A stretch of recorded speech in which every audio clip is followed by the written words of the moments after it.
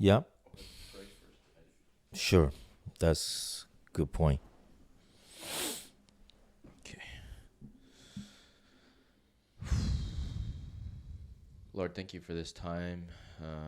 We can come and do this podcast. And God, we pray that you'd speak through us, help us to give us back a lot of those memories of days in the past for Dad, and for memories of him as a child, and and his dad. And I pray that you'd help us to have a really good conversation, and we just place this time into your hands, Lord. We know that you will bless us and you will help us, and help us to get all our nerves out, and to have a really good recording right here. We just trust the time into your hands and the technology. Thank you for making it all work, and you just pray that your will would be done through this podcast, and that this would bless fathers and children and generations to come. And we just pray these things to you in Jesus' name. Amen. Okay, so I will start out the introduction.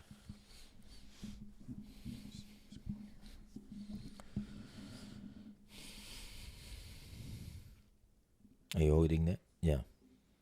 Yeah, just making sure that doesn't fall. That one. Yeah, because I can edit this out. Yeah. I don't normally. Okay. Hello, everybody, and welcome to the Noble Father podcast again. Today, I have my guest with me. This is my dad, Miller Zhuang, and this is a podcast that I said I was going to do for a very long time, and it's about time that we got onto doing it. Today is the 4th of January. So, I said that 2024 was going to be an epic year, and it's very much shaping up to be like that. Before I begin, actually, I wanted to say a blessing to my dad. And this is, obviously, I wouldn't be sitting here doing this podcast without having a father myself. And so, Dad, I appreciate what you've done in my life, and I want to say that, sometimes I don't know how to communicate with you, and so this podcast has been thinking about it. I've only thought about the front and the back, and I haven't really thought about what's in the middle. Well, for me, I'm nervous on that too. I think we probably have some straight talk, but since you're a child, but this is a really, I think, father to father, I would say that. And then it's my first experience too. So I can talk to so many other fathers or some other sons. So Yeah. God's sons probably very straightforward, but to our own, I think this is a great experience. I was also tends to be what we look like. Yeah. Yeah. Right. I feel the same way. When I speak to my fathers, it's okay and normal, and I feel like I'm different. But then whenever I'm, comes to my own family and talking to my own dad, it's a different, I don't know. Our conversations are not like this. So Very short, very straightforward, very right? straightforward. Yeah. And I don't really know where to begin sometimes. Well, I think this is as where you started that, I just brought my memory right away. I don't have such a direct talk with my father. I mean, I don't can ever recall that, very straight talk, everything almost, is a side by side sometimes. That's only 2 or 3 times. So I think the time that I talked with my father, which is when he was about 60 some years old, that and then he and I travel back to his hometown or fatherland, and then we both sit in front of the bus, the public bus, travel from another city to the hometown. That's the only time that I think in my memory. That's the only time we sit side by side talk about some family history, Wow. but never happened before. I think, as I recall, since I was born, I think I never had a chance that, face to face to talk to my father. Yeah, because my father really introvert Mm-hmm. and also went through a lot that I later discovered. Right. And then he only probably when I'm young, that I only get trouble. Then he would talk to me. Mm-hmm. So straightforward, top down, and then also all I remember is a short sentence. Hmm. Huh. So those are the things. So Right. it's kind of a little. I try to interpret his emotion, Mm-hmm. but I know that he disliked. The dislike means that I did something wrong, so that's why he appeared. Right. So that's kind of a.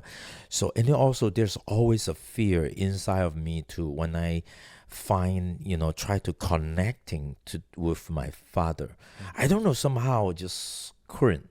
So all the communication, writing, even writing letter after I landed in Canada Mm-hmm. as an overseas student.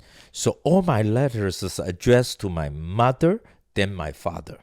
So in between the family dialogue with the parents are through my mother. My mother is like a Mm-hmm. media. Mediator So kind of in between. yeah. My father, I don't see father likes to talk. So that's kind of what I get.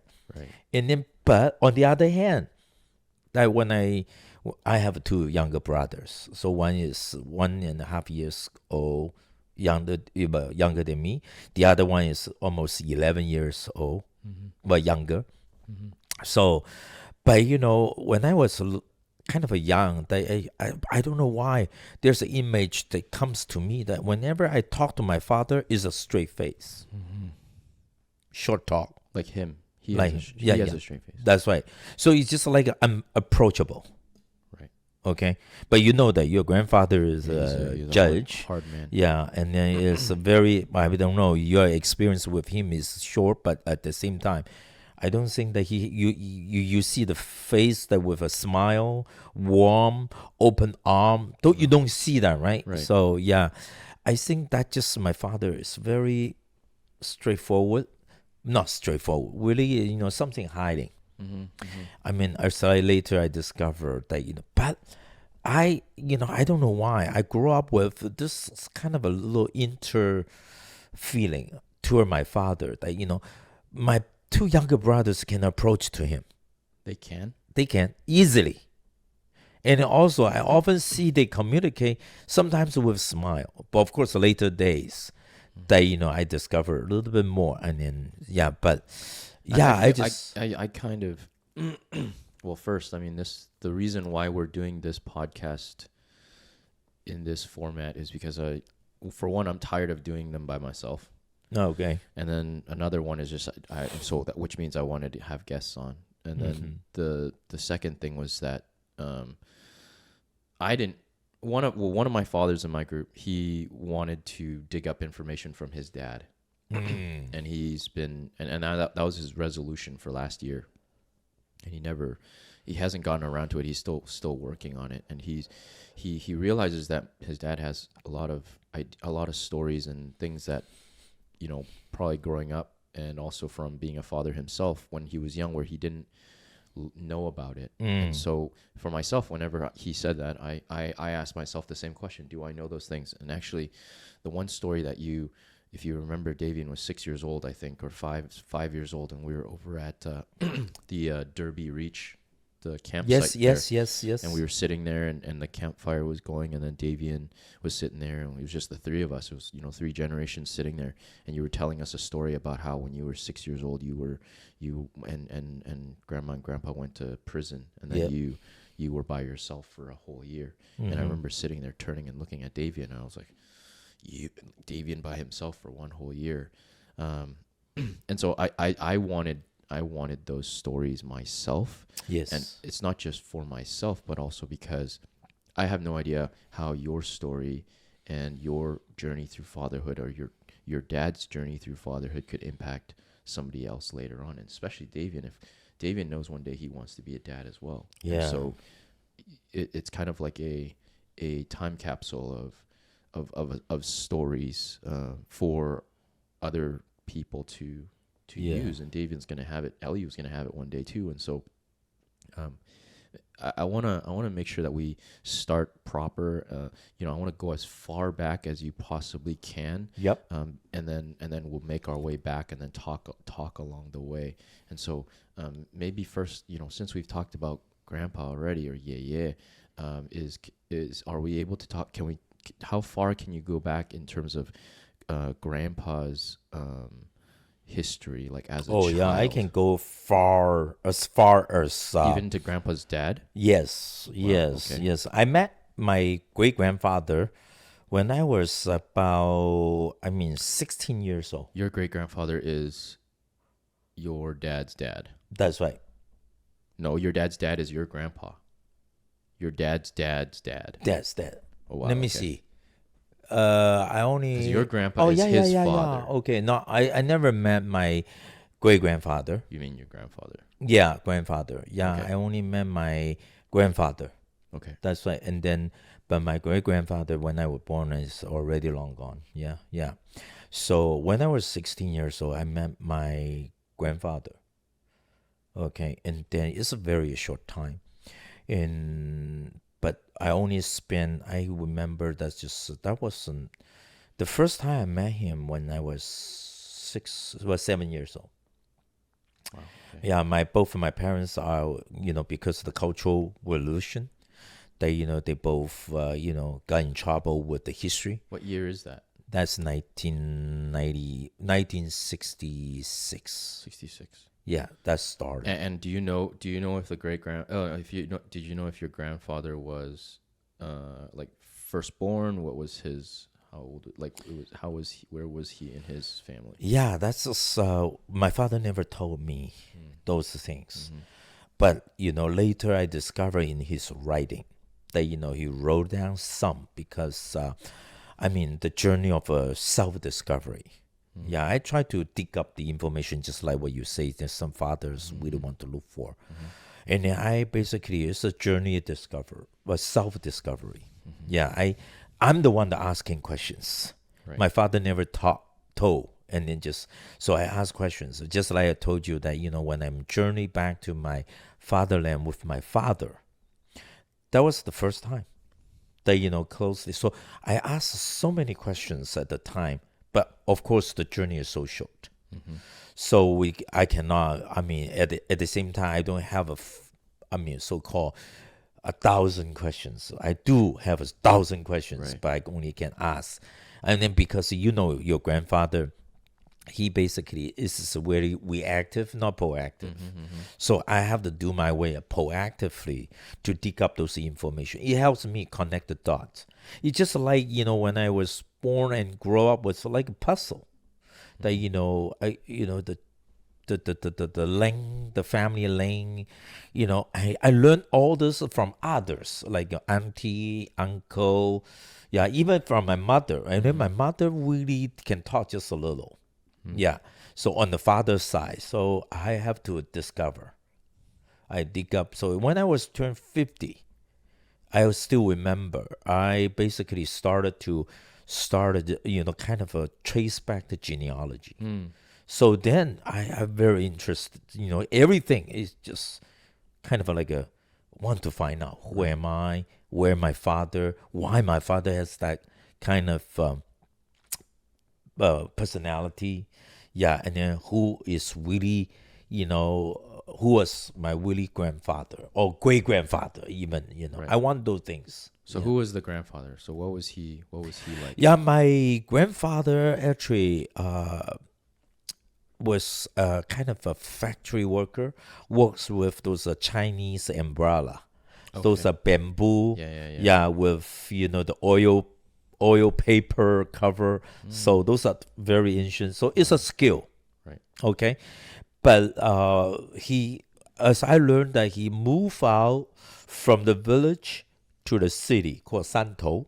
Mm-hmm. Yeah, and then it's a low pay. Okay, even though it's a skill work, but it's just a low pay, working in the factory. Mm. And then retire from there. That's one thing I learned. And then the other thing he was kind of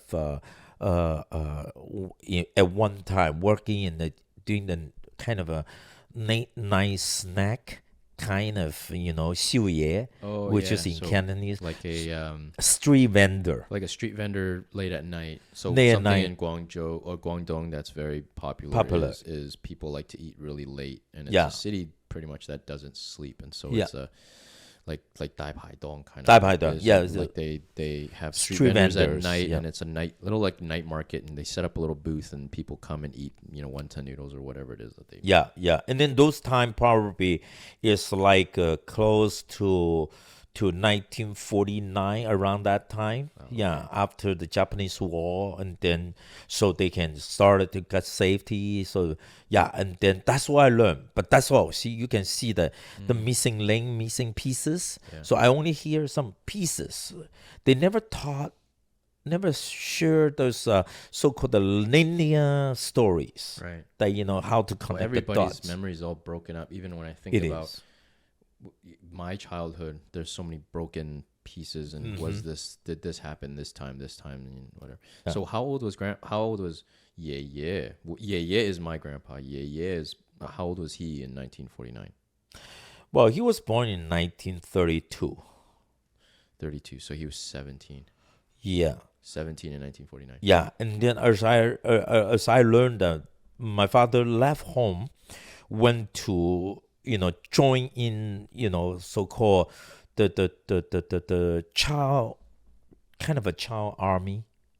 Oh, okay. Okay, There's a 游擊隊, children's army. the oh, children's like, army. like Boy Scouts almost. Yeah, like a Boy Like Scout, but cadets. it's joining the kind of a anti-Japanese.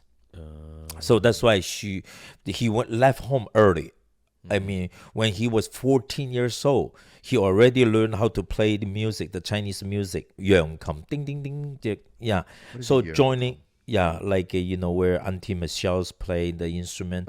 It's like a So it's table, like a stringed instrument, and you're and then using with a a thing to two chopstick style, to hit the strings. hit the string. So that's the only the instrument that he plays very well. Is that what Auntie Michelle's restaurant that instrument's called? Yes, Oh, so it's that one. Okay. That's the one. So then he plays pretty good.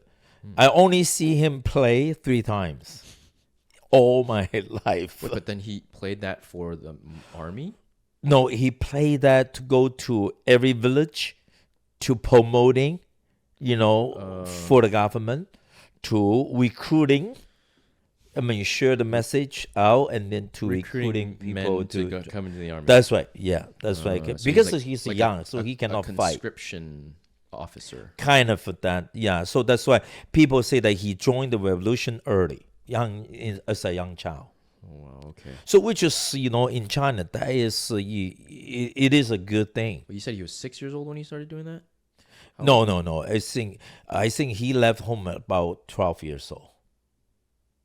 So When it's you say very leave, young. Leave the home, as in like he He joined the started living team. by himself. With the team. Yeah. Oh, so like they arrange places for him to live. Oh yeah. He goes with the team. They call it 宣传队, which is like promoter team. Just play music as a group of people. Like a band. Yeah, something like that. And then when he's 14, officially kind of joining that as a guerrilla. That just travel everywhere.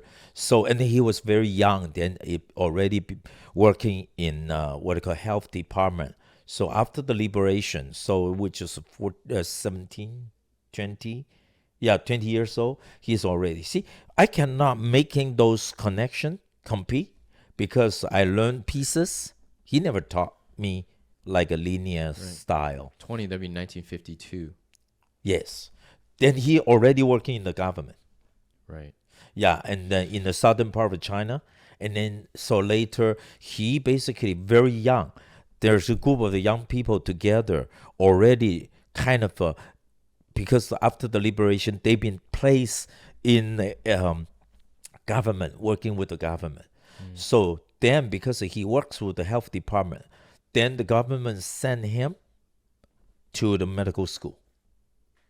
That's how he gained into the medical school. And then that's the place that my mother also went to the medical school. They both met. Yeah. This is So in your Guangzhou then. grandma. This is in Guangzhou. No, this is in Santo area. Oh, Santo. Santo, yeah.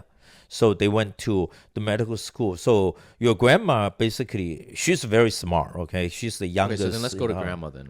Like grandma, did you meet any of grandma's parents or anything? Do you know who they are? No, yeah.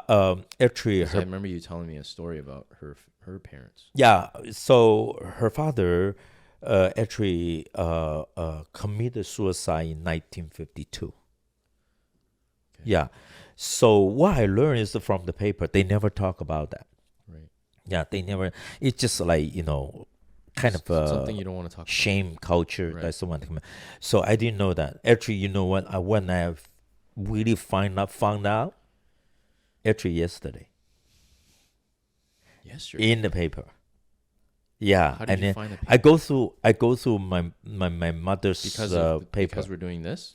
Yeah, because of doing this, I got to get some Oh, more how did you find the information. paper? You had it all along? And you Yeah, just I never had looked all at it? along that I didn't pay attention on that. So in one of the application, one of her application for leaving the country to come to Canada, Like so application in China? in China. So then there's an old paper that when you should become a Communist Party member, when my father become a Communist Party member, and then also Background the check. history when they fill up the form.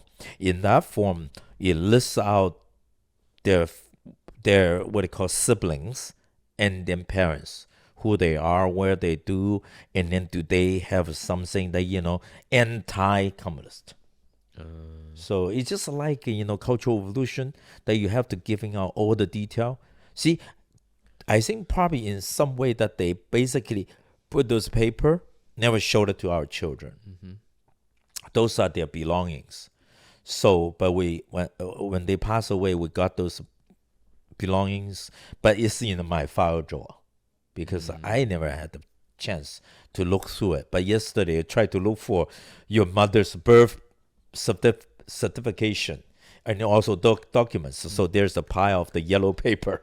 Those turned And you old. finally dug it up. Then I dug it out and then just read through something. Because you see, I'm nervous too. I can tell you that I don't know what to say. Something that if I can connect the dots, I need to find out. So address is in my backpack. Right now. Wow. So, Okay, so then for those who don't know, because even me, I don't really know what the Cultural Revolution was. oh, that was the toughest time for every Like, people. what was that? That was the And night. why is it called the Cultural Revolution? Cultural evolution they are just so afraid that the outside culture influence the traditional Chinese culture, or the traditional culture that stop the advancement of the culture. So Was this because of Japan or was no, it it's just because Mao has, I think probably Mao has that nervous about the old and then the new cannot be together. right, like bad ideologies that would The bad, change yeah. China. Yeah, and also the traditional unchangeable culture that would not prospect.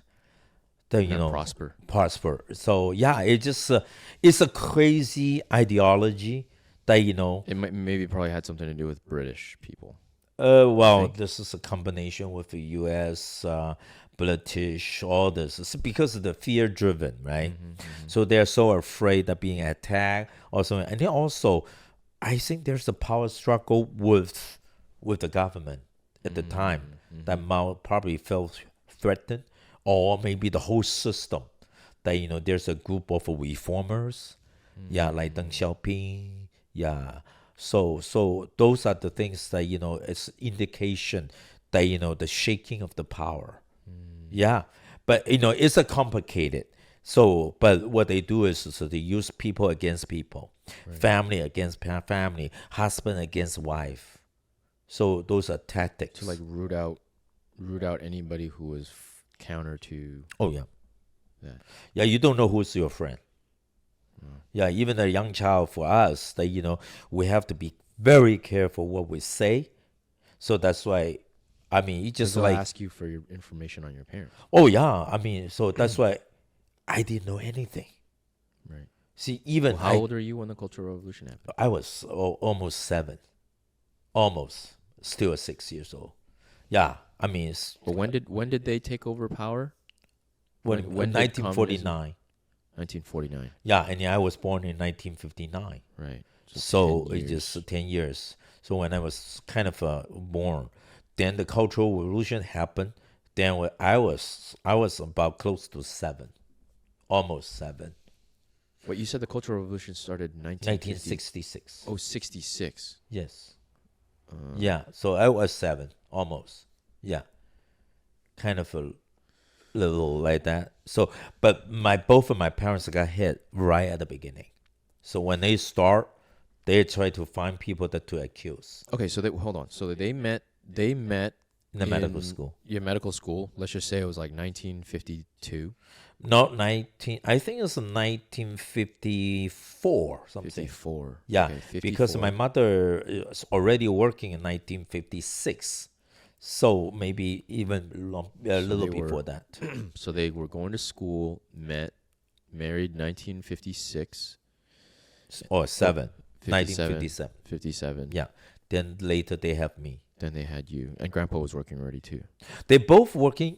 Yeah, and then they both graduated. Wow, they from a medical school. Okay, Right. then government recruit them, and then to get trained as forensic scientists, coroner.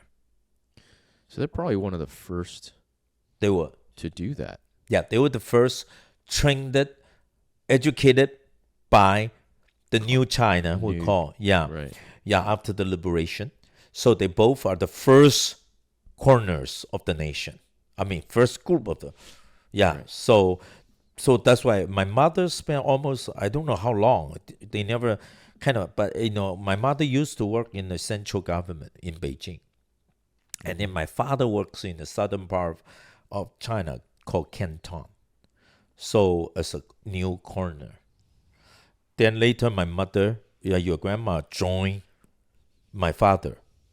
So she moved herself to the southern part. So they both work in the same office.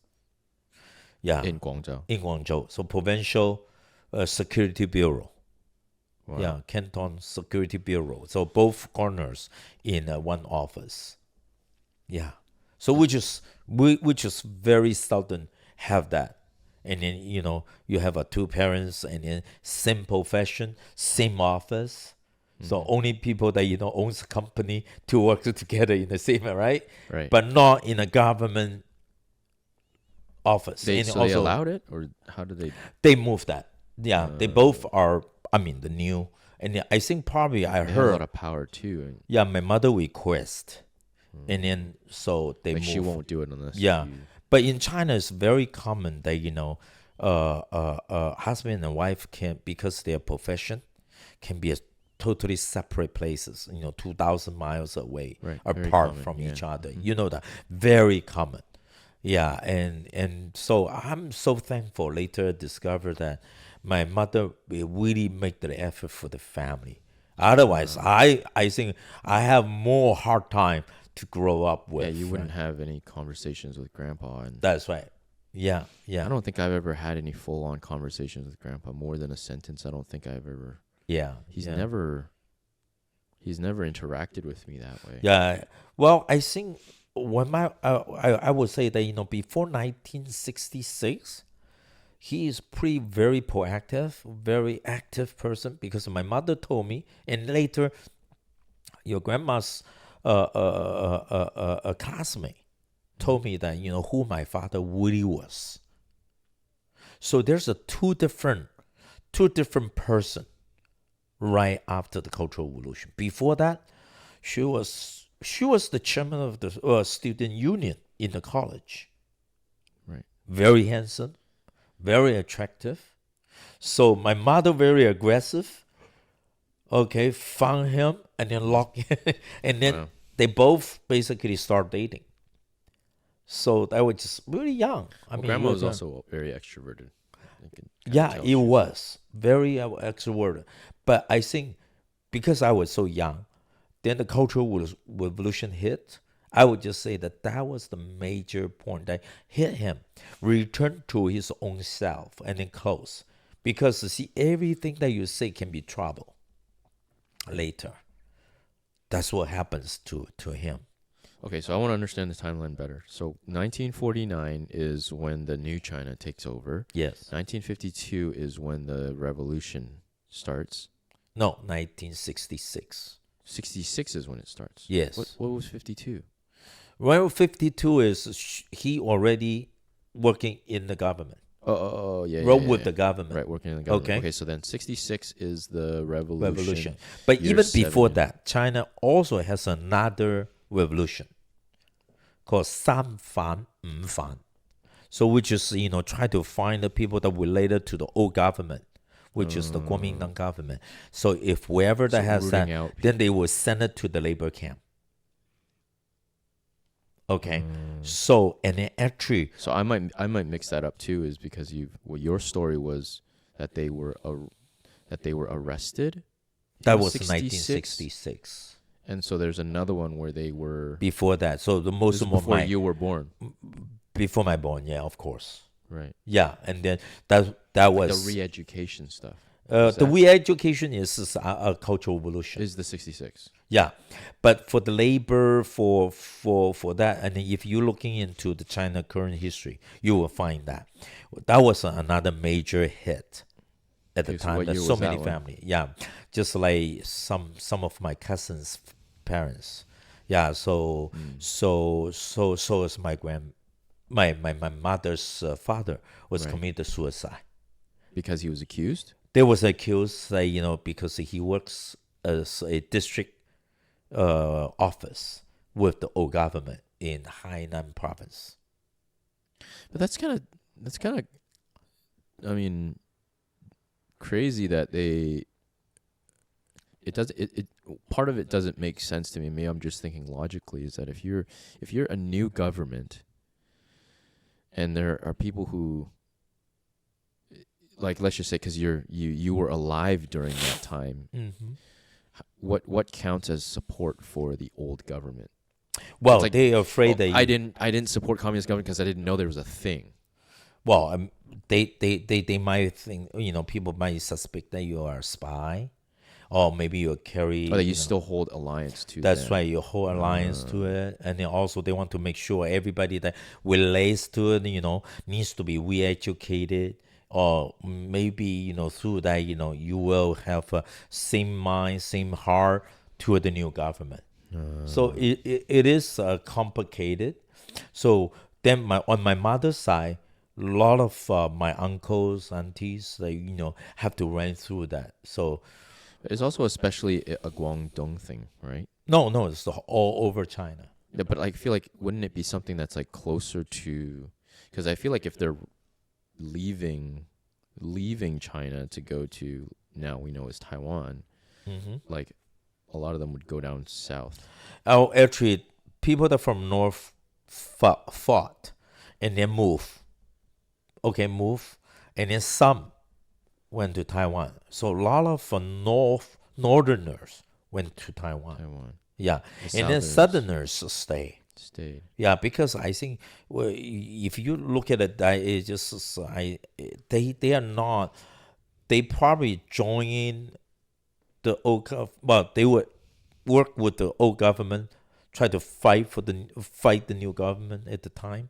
So fight the new army, the people army, and I mean they don't know what's going on, right? Because they feel very safe because it's still distant at the time from the north.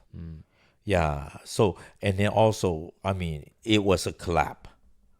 I mean, the Kuomintang just lost the whole war.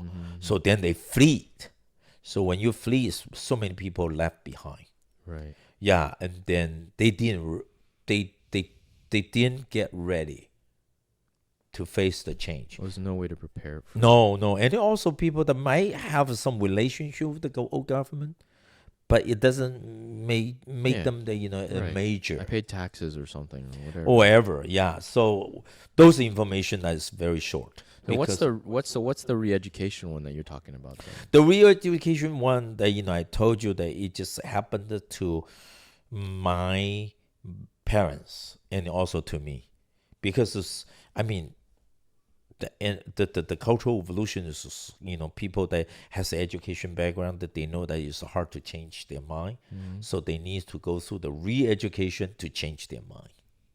Like So that's what they need teaching to them the learn more. values and the principles. That's why everything, yeah. So So then they send them to labor camps to teach them how to yeah, to the countryside and and teach them how to farm and well, I what do they mean, do? What do they yeah, teach just them? labor. Yeah, do Like hard labor labor, camps, like yeah, building some kind of a labor railroads and camp. stuff. Yeah, yeah. See, I graduated from high school, so called, but during the cultural evolution, you learn nothing. You just always joining kind of Your workforce. a party requirement, parade, work alongside with the factory workers, sometimes learn how to marching with the army. That those are the things. So it's always is a group activities. Okay. All right. So we're understanding the history. So you, 49 New China, 52 Grandpa's finally working, officially working, and then you're born 1959. Revolution hits when you're 7 years of age. And then you said 10 that years. there was a previous education thing that happened before that.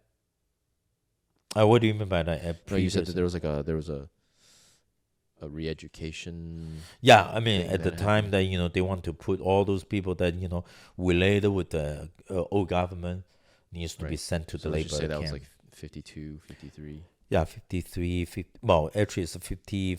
Well, it's quite a long time. So, I mean, Right, I don't think even that know. ever stops. Yeah, well, I mean, China takes so never many stopped the years to- revolution, so right. that's kind of I see what you internal mind change, internal Did they force. come up with that terminology, calling it a cultural revolution? Yeah, they come up with cultural And revolution. so you said that's never officially ended. Well, they ended in 1976. 1976. Officially say that, but Mao say that there's not only one. There can be 10. Right. Okay. Yeah, All right. so that's a fear. Okay. So Yeah. now we understand the history of Little bit. that time of whenever you were a child. So you were born 1959 in Guangzhou. Grandma and Grandpa were working already. Yeah. And then In the I guess government just office. take us from there. Yeah. You're a child. Like how was your upbringing like? Oh, my upbringing, which is, I mean, Like what's the first thing you ever remember from your childhood? I can remember my my mother came from, later discover, actually came from countryside to come After the suicide. after suicide. Yeah. So she has to raise five her children, all girls. My mother was the youngest. So yeah, she has to raise them up, and then so it was tough. Of course, with a labeling that she is kind of your husband, Traitor, traitor or whatever. So then every privilege will be not on you. So it's a disadvantage for the whole family. Is that knocking sound? I think I it's a don't mic know. stand. Yeah, and with that, so I only know my grandmother kind of a little very fit because I was only two years, so I only saw her on the picture. Okay, she came over, helped my mother, helped me for the first 2 years. So that was kind of Like like help take care of you for the first 2 years. for 2 years because my mother actually their job. Your grandparents are because they're forensic scientists, right? So and they work in the police department. Always go out for cases. So forensic scientists is like CSI kind of stuff. Like Yes. somebody dies at home, they need to find the root cause of death. They need to find who did it.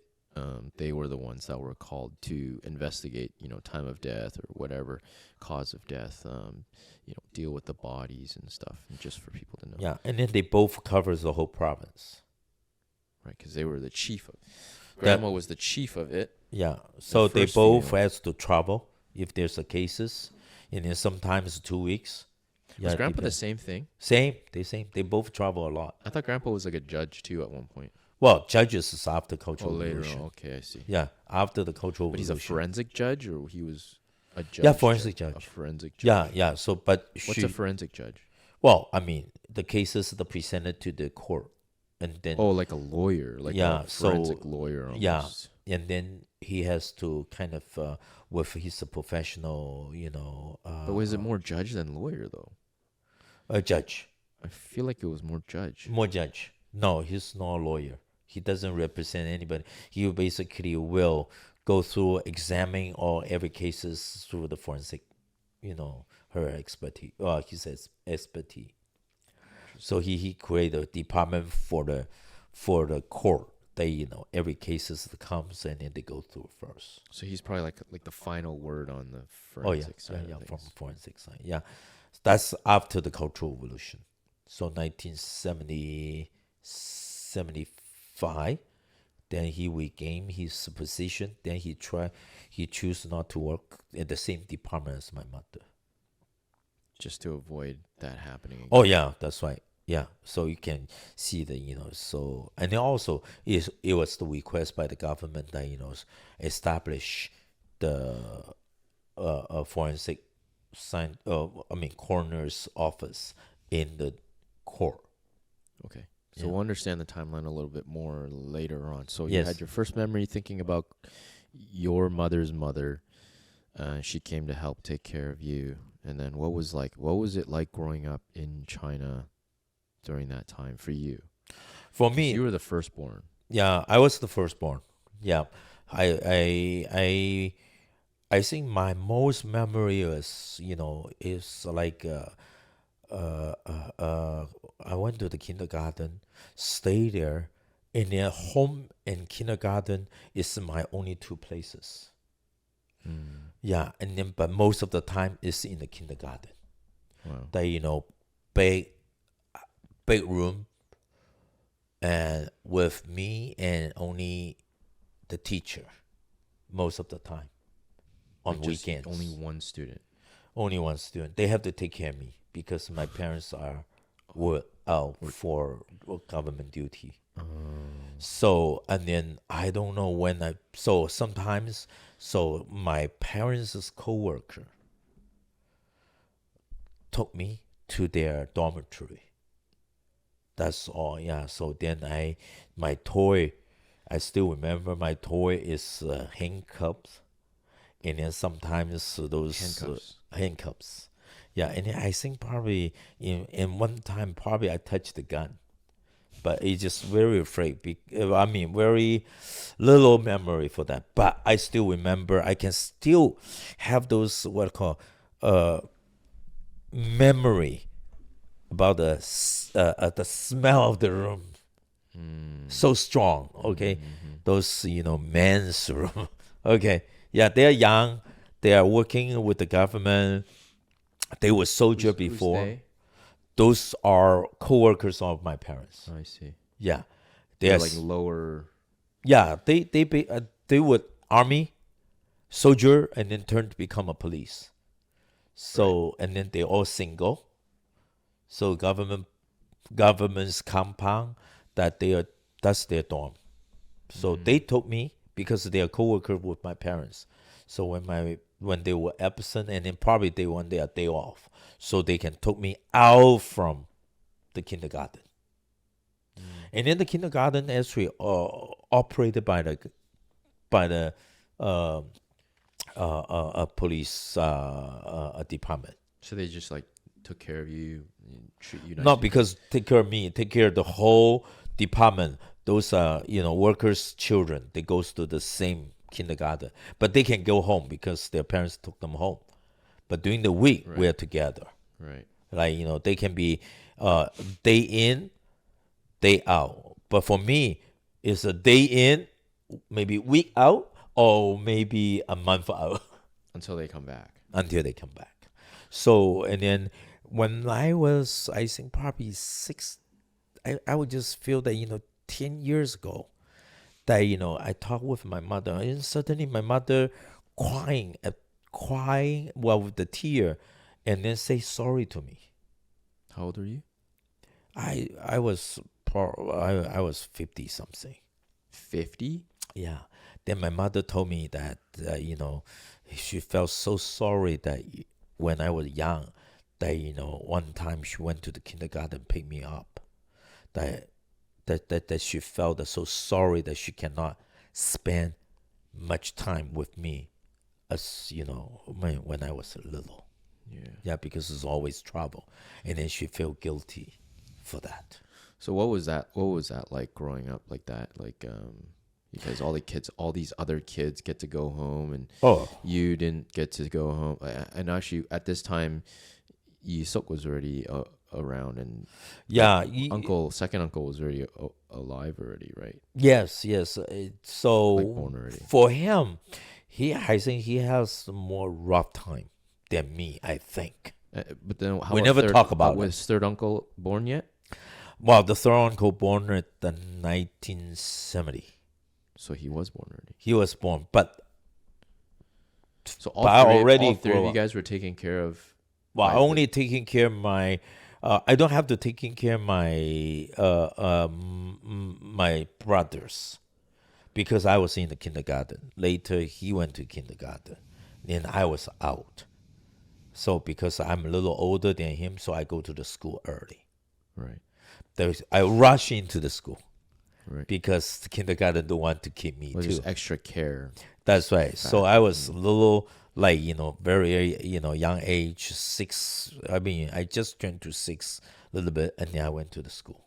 So I started school early. Okay, some of the listeners will know who you are already. Like they know what you are, and how you are, and your personality, and your character. And Yeah, what were you like back then? Were I you think like this back then? no, of course not. I think maybe Were you like type A back then? You probably weren't type A. Were you like reserved, or how are you? well, I never been reserved. That's pretty because I have to survive. Right. I have to proactive to get and then also of course I have most of the time that by myself. So I have to survive in the community. Yeah, and also always live among the people. So I have to find my way to survive by saying yeah, and then also along the way that maybe not my parents to help me for that, but they gave me the opportunity. Yeah, today I think that is they have no choice, then I have the choice to do that. And also I think one of the things that I felt that I live almost most of the time with people. School, kindergarten, think about that. And then also because the Cultural Revolution gave me the opportunity. I cannot hide in the home. I have to always in a community of the people. Like somebody always had to be in your. You always had to be in somebody's care. Oh yeah, always. Because in the kindergarten, right, government has to order someone to take care of me because both of my parents to finish the duty. That was before my school year. So when I go into the school, it's a Cultural Revolution. So when the Cultural Revolution happened, so what happened is I went to my home countryside, my motherland or fatherland. So then my auntie took care of me for a year. So which is under the care of that, and then I have to learn how to please them. I cannot hide. I have to go out to, and then along with my younger brother, my other brother. Second uncle. Yeah, second uncle. Then I went to countryside with my parents because the whole family moved to the countryside. So then my mother went home taking care of us, and then later I don't know why. I mean, getting us my youngest brother because my father and mother are apart. But my You mother were separated a bit. they separated a little bit because of my father was kept by the government, but of course in the same, well, almost in the same location in the countryside. Like kept by the government, you mean as an arrested, or what? Like what do you mean by? Yeah, they are arrested by kind of a so-called during the Cultural Revolution. Every department or every Like they institution, scrutinize they everything. can, yeah, they can have their own so-called compound to keep somebody, somebody that, has, Mm. so-called anti-evolution matter.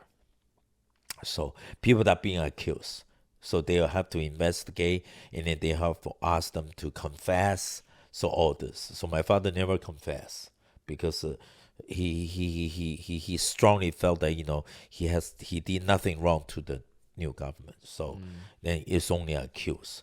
So he's still strong. So which is I'm really thankful for him that sustain it. Yeah, and then otherwise I But might if he lost my didn't, then father. right, then he would Then have my died. like my Mother's father.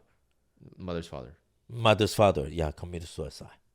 So I mean, so many people cannot handle the humiliation, accusation, Pressure. yeah, the pressure.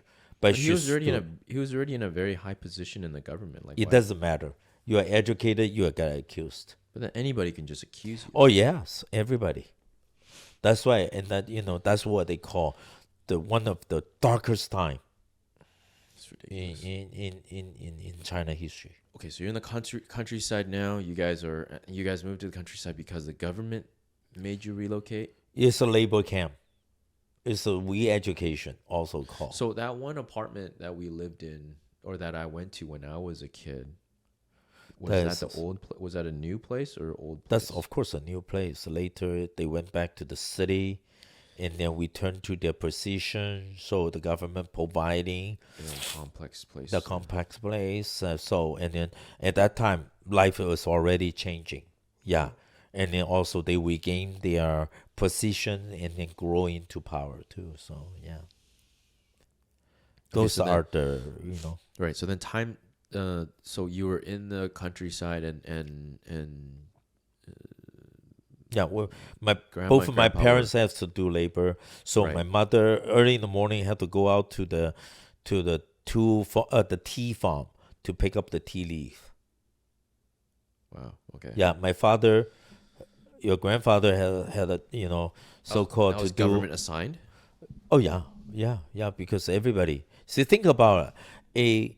A coroner, okay, used to using knife, okay, Mm-hmm. to to examining the dead body, and then now as a you know farm worker picking up tea leaf. Mm. It's unthinkable, right? That's how they waste people's talent or education. That's it is ridiculous, but I suggest they want them to learn to become what they call humble. What to humble them? They're just using this way to humble them, and then actually basically what start to think that you are educator. Yeah, you are just the normal So ordinary this was the people. time where like starvation was Oh yeah, like, there's a how did you guys civil eat? Like government starvation. wasn't giving rations, right? You guys did a Well, fiscal. I mean, I never really experiencing famine or starvation Mm-hmm. because we grew up in the city, and then both parents had a position or working with the government. Hmm. At least the minimum. Even with accusations, they would give Yeah, you well, yeah, they still have like their provide yeah, rations. yeah, because even they are arrested, but they are investigating them. So and then people accuse them, but well, I mean, for family, we still have you know food to eat. I can go to the government compound. They have those cafeteria, and then to getting our daily. Otherwise, and also I can cook at my home. So when were you alone then? Well, I alone is when 1966 to 1977, almost like the middle of the 1990s, 1966 to toward the end of 1970s, well, 67. So like almost like a Then year and later we a went half to, yeah, ish. I went to the countryside, well, fatherland with my aunties. Yeah. So those are, yeah, it's Was that normal sometimes for kind you? of Was there other kids that went through that? everybody, lot of Like families. Yeah. I mean like as like by yourself for like a year and a half. Yeah, Like, were there well, other kids I that would were say, like you? well, there's another half year. 1 year is the kind of the longest, but the half year, another half years, basically, I was told by my two aunties to fatherland, so my father's hometown with Your other aunties, aunties, as in grandpa's sisters, sisters. younger sisters. Yeah, so I still have those old pictures. Each time I see it, yeah, so I can spend So is time it in there. so? So for you, growing up like that, was that just normal for you? Like, what did you have any thoughts about it as a kid like that? No thought because there's no comparison. But you had nothing to compare it with. Like, Nothing everybody else was compared. suffering too. Yeah, we don't know what, and I don't even know what I mean by suffering at the time. You just have to go with the Like, flow, normal right? was normal for Yeah, you. it's the normal, right? Because when you are little, right, you don't have a comparison. You don't know what that means. Even both parents got accused. I don't even know what that means. So you never saw this as like something to be sad about or to cry Yeah, about well, or I saw them being accused, right? But such an environment, everybody, just so gun ho toward that. It's just a revolution. Sometimes it's just everybody involved with. but all your friends got to go home and you didn't. Yeah, I mean that was the sad part. But still, right? You being under the care, you're so young. You have, I mean, the feeling is. I don't have a selective memory, No, I know. right? So that's why you just go And you with don't know what you didn't even know. You don't that's know right. that what was an ideal childhood. Yeah, yeah. There's no ideal at the time. Yeah, and then like attachment to the father, attachment to the mother, which is new to me. Later on, I discovered, oh, such is so important. No wonder I have this. No wonder, that. I mean, Right. no wonder I travel. Sometimes I just feel that it's just so natural Mm-hmm. because both of my parents travel all the time at the time. So later on, even and as I creating my own family, I mean with your mother, and then I mean she taught me a lot about family. We'll get there. We'll Yeah. get there. So yeah, but both of my parents, I try to look for a role model.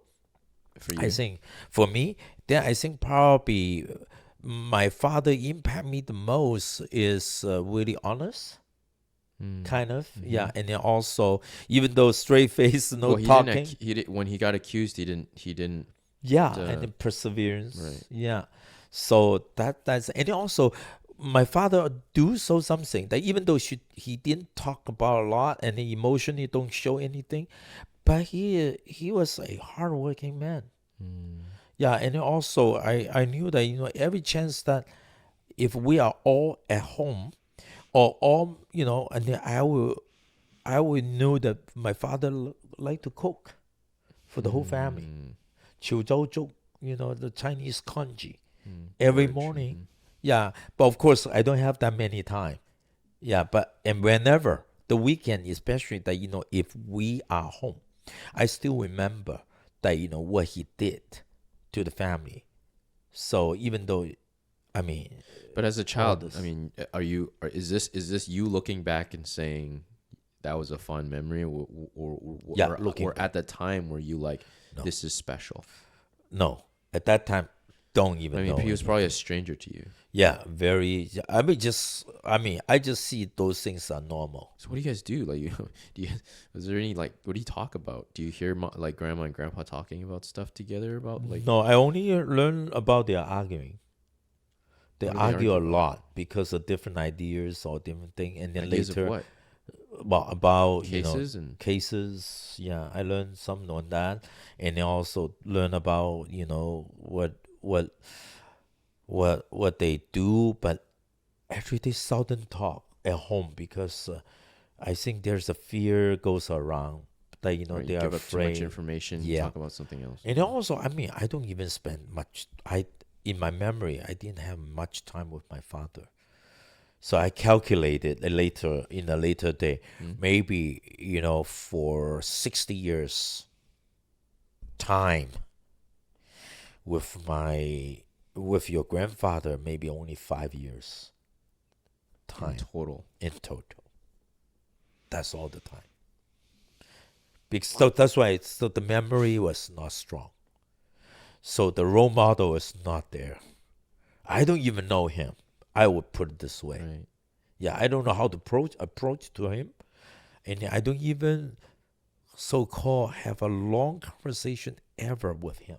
Do you ever See? like put his hand on your shoulder or anything? Oh, physical. I mean, the physical attachments, everything. I don't even have a hug Right. from him.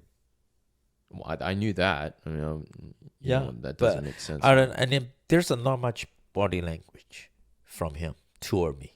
Well, if he's able to turn aside accusations, he knows not to tell, Yes, not to he give did. away body language tells. Yeah, Don't give away anything. Yeah, that's right. And also, you know that he is a kind of a working in the security bureau or police, right?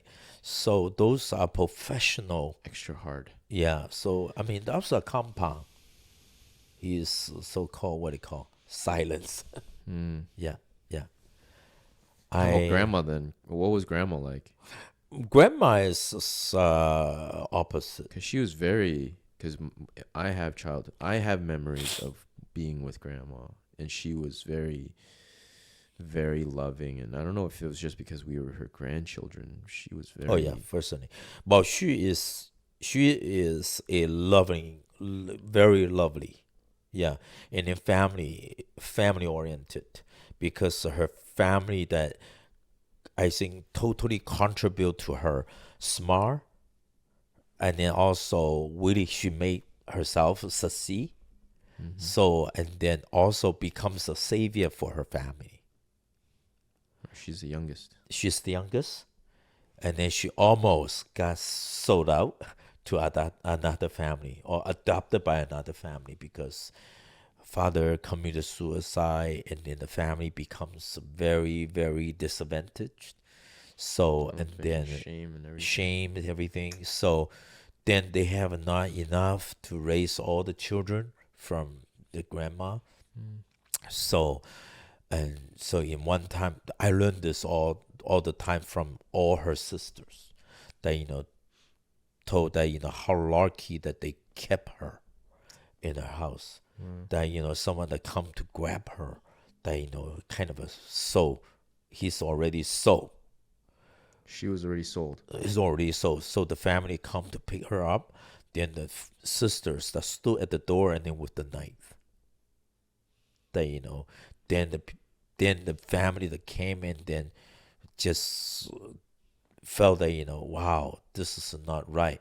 Then they basically left the money behind and then don't even took. Yeah, so then they kept my mother That sounds.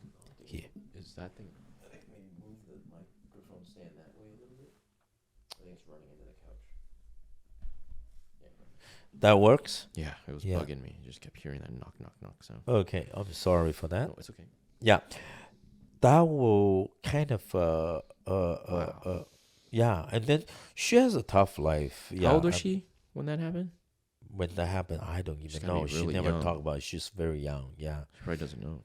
Then okay, all her sisters contribute their effort to protect her. Mm-hmm. Then later, she's very young and then went to study and then really good student, Yeah. very good student. Right. So then she jumped. Sounds like mom's story almost. Yeah, she jumped the grades. Yeah, Jumped grades. 'Cause Yeah, she was jumped so grades. smart. So then Whoa. she's so young that went to the teachers' school because they don't have to pay tuition because that's government funded. So become a teacher. Why is it government funded? Why? Because Everybody or- government. No, not every institution with the government funded at the time. Still, yeah.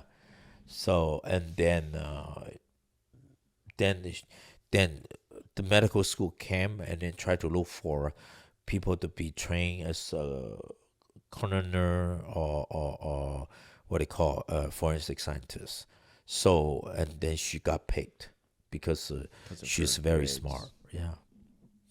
So that changes the whole family dynamic. Yeah, she becomes the smartest and then also earn the most what they call the highest income. So then she can help her own family. Wow. Yeah, and then later they because of her position. Then she can help all her sisters' children out from poverty and out from the countryside. Have I ever met any of them? Oh yeah, of course. So, yeah, all my cousins. Yeah, yeah, you met them. Yeah, we're young. Okay, and then also some. Yeah, and Is then, that the tricycle one? the tricycle ones too. Yeah, that's right. And then also you met them in Shenzhen, Okay. the Shenzhen families. Yeah, yeah, they are the one. Yeah, Interesting. relatively. Yeah, and then she's very care about all her sister because she felt that it's just like we pay because Well, I'm sure from if they were standing at the door with knives to protect their sister from being sold, I'm sure they were very loving to her yeah, outside of that too. they're very close, but not my father's side. Right. My father's side feels a little distant because my father left home so early, and then later he became very introvert. So they still related, but not as close as my mother's side. Mm. That's why, and then as I compare two families, the Zhuang's family is very distant. My mother's side Chain family is pretty close. Yeah, Wow. that What that tells right. what's So grandma's maiden name? Chen, Chen, Chen. Chen. Yes. So that's kind of they all come from a very close district, so speak the same dialect. Mm-hmm. 潮州话. So yeah, the Teochew. Yeah, so they are. Yeah, that's why when they were at home, there's another dialect goes on is 潮州话, Right. Teochew. Yeah, we didn't speak Cantonese until I go to the high school. Yeah. So grandma was sorry, grandma. What was grandma like? She was really loving towards you. Like, how was she towards you guys at that early? I think she always taking care us in a way that she can. Yeah, I mean she couldn't do all things because of her job require her that fully concentrate, and then Mm-hmm. also she is a professional person. Right. Yeah, so she developed herself become the chief coroner of the nation, which is for from a female perspective, which is not easy in that country. Right. But So she had to like work extra hard she almost. achieved really high. Higher. She also is a higher achiever too. So, which is I learned from her on that too. You think you got it from her or more from grandpa too? Yeah, yeah, my father. Well, grandpa was introverted Yeah, and also very reserved. yeah. So you're definitely not like him. She's very detailed. Well, he's very detailed. My mother was not that detailed, but of course she can be very detailed. Yeah. Right. So, Well, but most of my communication with my mother, because about family matters or our matters as I grow up. So even the decisions to go overseas is really suggested by my mother. right. Okay. So hold on. We are. So you're kind of through primary school, and so they finish the time on in the farms to come back. What Yeah, my when mother they come came back? back first with me and then with my younger brother. My younger brother was born in countryside. Third uncle. Third uncle. So I was But there. where was second uncle then? The second uncle was born in Guangzhou, in the city. But where was he during this? You mean coming back to the Well, city was with both of them? Or yeah, yeah, and then my second uncle left. My second brother left behind, with all by himself with grandpa? with grandpa. But the grandpa was not released. Why was second uncle left there by himself? Well, I mean, they only can take two of us. Government said that. Oh yeah, of course, because my mother had no time to take care of us. Wow. So then we have to invite my aunties, my cousin from the countryside came to city to take care of my youngest brother. That was hard Well, second uncle was by himself for how long? for 2 years. Was he? That becomes a How did he very, very, survive? Like, what is he? oh yeah, he becomes a very beaten on that. Why me? Why? And then so that makes him so angry even until this day. Of course, not toward me. Okay, I have no He had no choice to make choice. that, but it just toward the How system, toward the how old government. was he? He was, well, he's 1.5 years old younger than me. That was 1974, 73, 74. 74. So that was He 15 years of was, age. yeah, he was like a 15 years old. Well, less This is than already that. high school then. He was not high school, so this is much younger than that. He came back for the high Oh, school. 15. So he was 13 Yeah, he was 13. ish. Yeah, 13. But still, that's Oh, high school. this is maybe 12. But I would say 12, maybe. Yeah. But I mean, see, that's just kind of how The gaps in the the history. gaps right there. Yeah. I don't So even you know think that he what was happened. younger then? He never talked about that experience to me.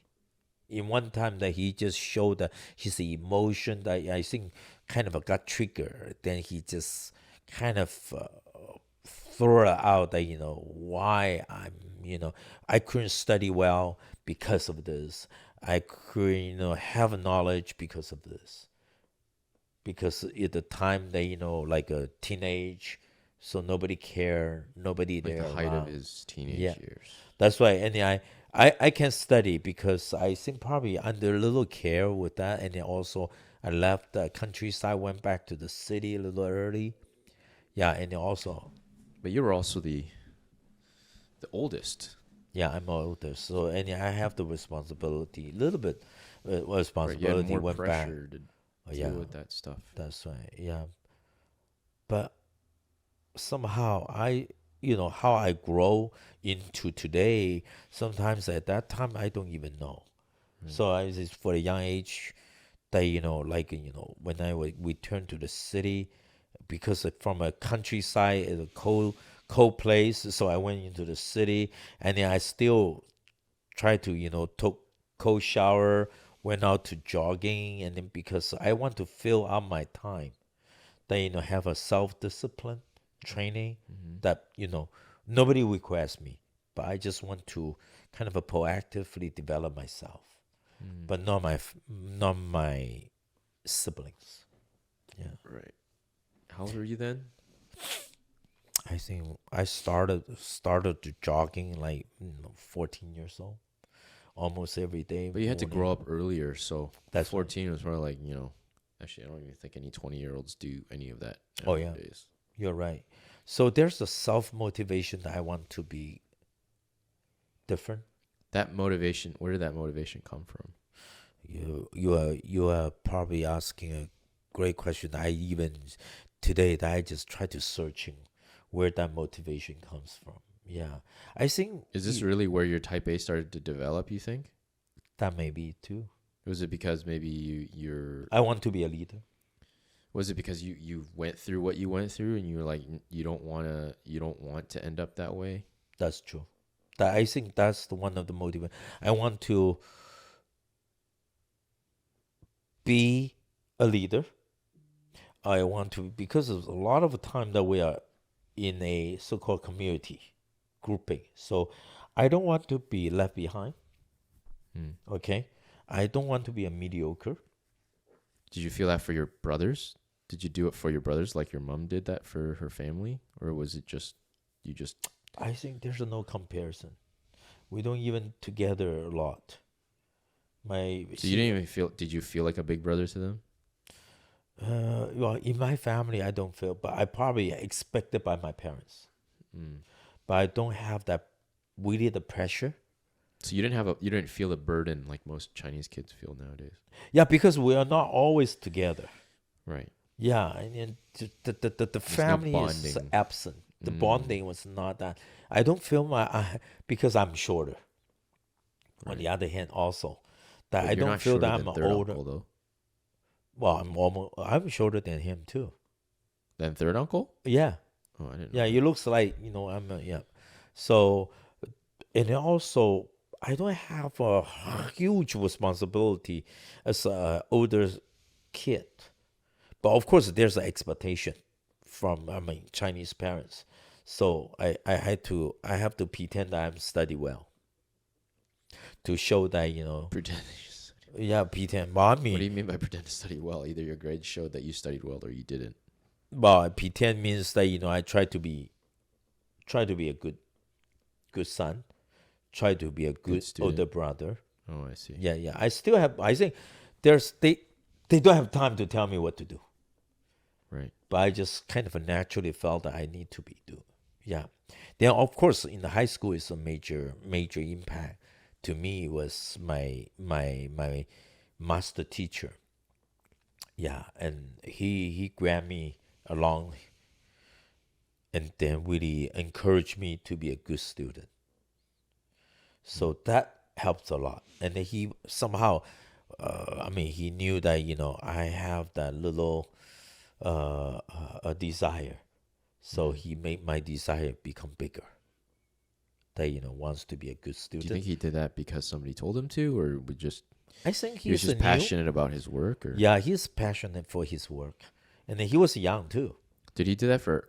So you, it sounds like Well, he did not that just just for me, you. not just Oh, me. I There's see. a group of classmates that he really. Are those classmates you still aren't connected Oh with? yeah, yeah, and then we still connected. Right. It's just like a group that I remember. to me. Yeah, you met them too. So yeah, Right. we really. I'm very thankful. Mm-hmm. Yeah, thankful that somehow in my lifetime that someone, I mean, a male figure that he was not married at the time. He just fresh grad. I was a kind probably we were the first group of student to him, Mm. but he wants to do good. Wow. Yeah, so it's just like it's just like a father figure. I learned a lot. Even my Wow. writing, Chinese character writing, that's just modeled from him. Wow. Yeah, yeah. Not my father. Just so surprised. Yeah, I don't. My father writes a very tiny, very detailed, very fine. Yeah, but I didn't follow it. I tried to be big. Yeah, Right. so I learned his write. I mean, I basically copy his writing. Well, your character is very big too. Yeah, so and then also he always encouraged us to kind of don't fall behind. Just like the wave, like an ocean, the water comes to the The teacher's saying beach. this. Yeah, huh? The teacher's saying this. Yeah, all the time. Yeah, right at the beginning, and Like then he stay taught ahead of it. physics. Mm. Yeah, so but here like he's not lectured. He was not lecturing to us, but every class that he comes, because he's a master teacher, which is in China, they taking care of this, his own class. Mm-hmm. I mean, 60 students that becomes his under his care. So he always has, the time that, shares some life, message to us, to Mm. all. And then we still remember when we come together as a classmate, talk about the impact that he made with that, 2 years.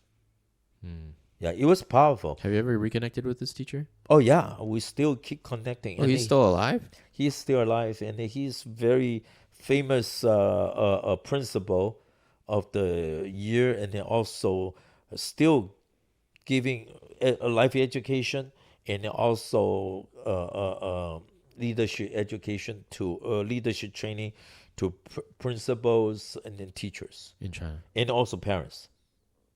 Yeah, in Canton area. Interesting. Yeah, I just recently call him. I say that last time I went in November, I was in Guangzhou, so we're just pass by each other. So then we will commit for the next trip. That Wow. we will meet together. I really appreciate him. That I think probably he was the most influential person to my life. Wow. Yeah, and I mean, especially to Like be a a man, father to like a you. father. Yeah, I learned a lot, and then he was not a father at the time.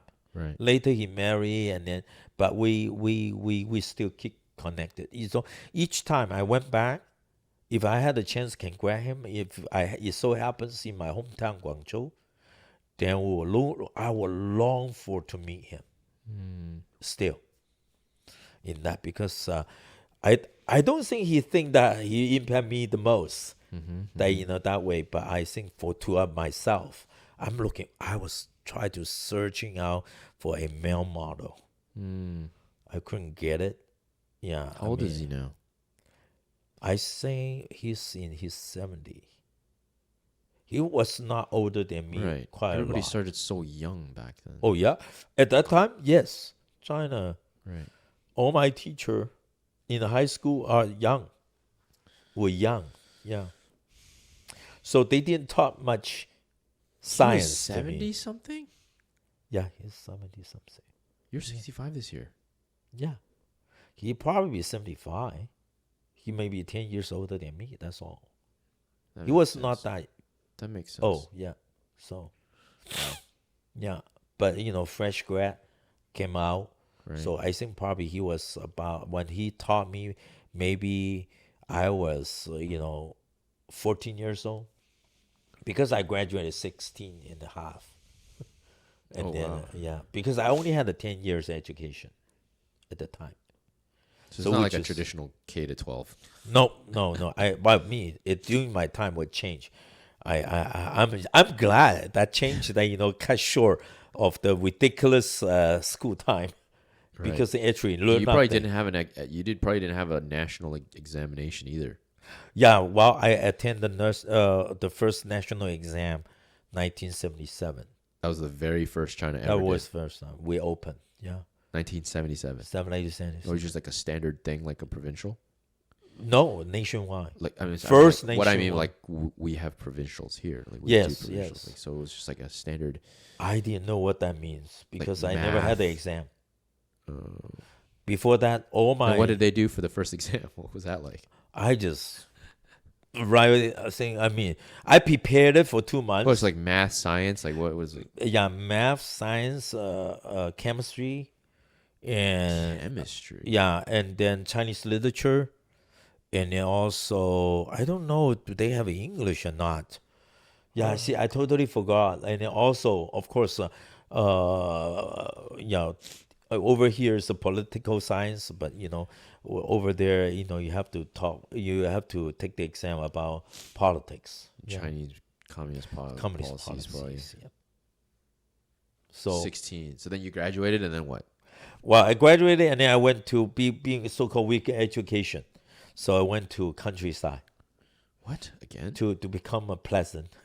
So working in the farm. Your turn. Yeah. How long So was that? for 1.5 years, without the exam, and I would stay there. I couldn't change my status, but because of the exam that I've So passed, everybody graduated at 16 years old, and then, or 16 or 17. and then had to go through that education. Oh, yeah, even at if that you time. passed the examination. Well, chosen. So which is chosen. chosen means not somebody chosen. handpicks you? That you have to. I mean, like I have 2 brothers, right? Okay. So then, for the sake of them, that not going to the countryside, I volunteer myself to go. So I went. I went to the countryside. So what they didn't keep it. They keep Then a later record. they changed the policy; they don't need to go. Oh. And then I said, "Oh man, yeah, those things." But as an older one, you try to be responsible. What year is this? That was 1976 76. when the culture. Well, I went before the Cultural Revolution ends. Right. So then went down there, and then in the middle of the 1977, then the nationwide exam took place. So with the preparation, with receiving the school acceptance, so by the end of Like 1977, university school. university schools. Which university did you go to? I went to the business college, Oh. which is not the university. Yeah, it's just one level lower. Like a community college kind of. Like a community college. So, but I didn't know that, it was a good choice for me. Yeah, but China at the time was also not very developed. Not the era. So then we become the first group of the so-called with a business education background, and then went to work in the government. Wow. So in Yeah, such a because you young got paid age. more than grandma even. Yeah, in the time almost. Yeah. Well, how old was that? How old were you when that happened? I was 18, 20 19, years old. 20. Yeah, 20. Yeah, 19. Yeah. See, I went to the school in 1978. 20, that's 79, 1979. Yeah, and then 20. Yeah, and then I graduated 20 because 1979 I finished. It's only 1.5 year. Speed training, rapid training. Wow. Yeah, Yeah, because they needed to make up for the workforce and stuff. then that's true. And then education with some education, right? So I went to the city government, become a city clerk, and then work in a statistics department, so collecting Like data. census, Yeah, the census and data. So I was kind of a data collector right at the like early a data age. clerk. Yeah. So then I continue because But you're living with grandma still. oh yeah, yeah, we all we well I live with my parents, Mm-hmm. but of course I'm in and out of government. Well, I stay home in and out, but they are traveling a lot too. So you're taking care of the uncles then? Your No, brothers? I don't have to care because one is in the school, and then my other brother graduated from high school. Also, yeah, he graduated in 1979. 79. Yeah, and then he went, well, 78 actually.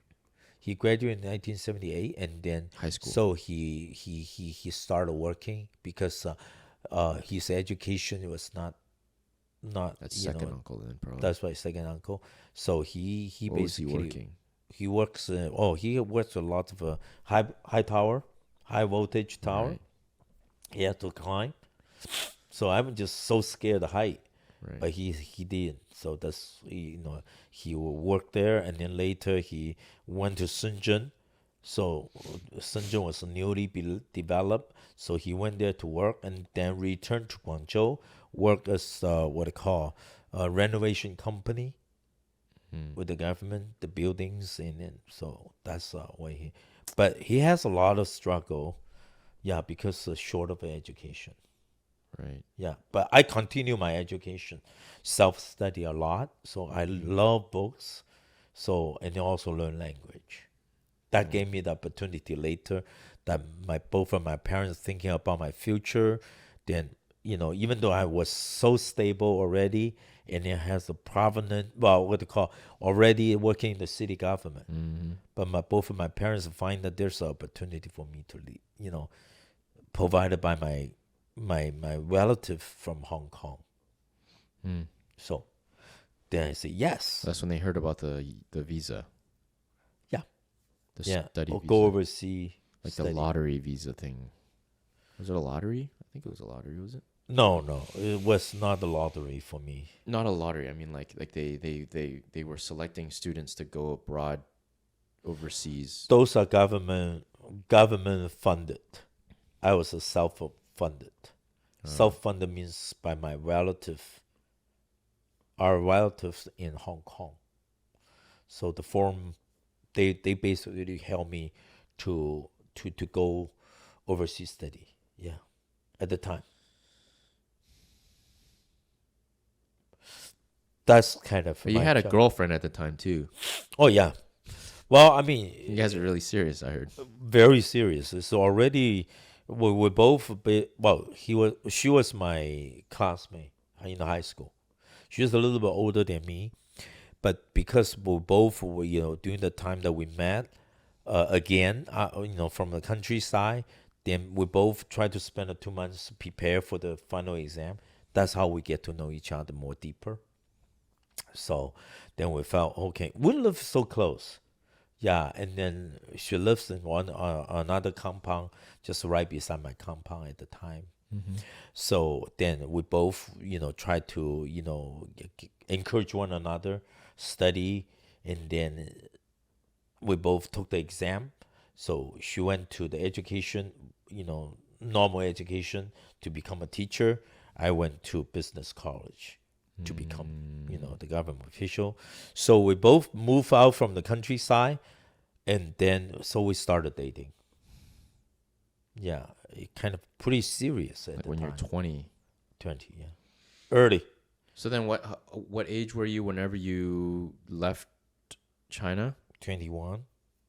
Only a year. You Yeah, worked for a only. year. Well, yeah, I only worked for a year and a half almost. Yeah. And you guys dated for We dated for, and we dated for, I would say starting 1979, 79, so 80. like So only we're two just years. beginning, yeah. Well, you have a promising job, But you're right, pretty at the time. serious too. Well, yeah, we were serious at the time. So we thought that that's, That was it. that was it. Yeah, for me, I don't have, guidelines for that. I don't have model for that, right? So, Right. and then someone that It was you just like if it like. happens, it happens. Yeah, and then I think for that part, I probably would say, I'm very devoted Like to one. loyal. Royal, yeah. So just like, later, I honestly tell her, when I came over, I just found there's no hope For that relationship. for that relationship. I don't even know my destiny at the time. Mm. As an overseas And how do you student, plan something so like yeah, that? I cannot plan. So you guys didn't even officially break up whenever you left.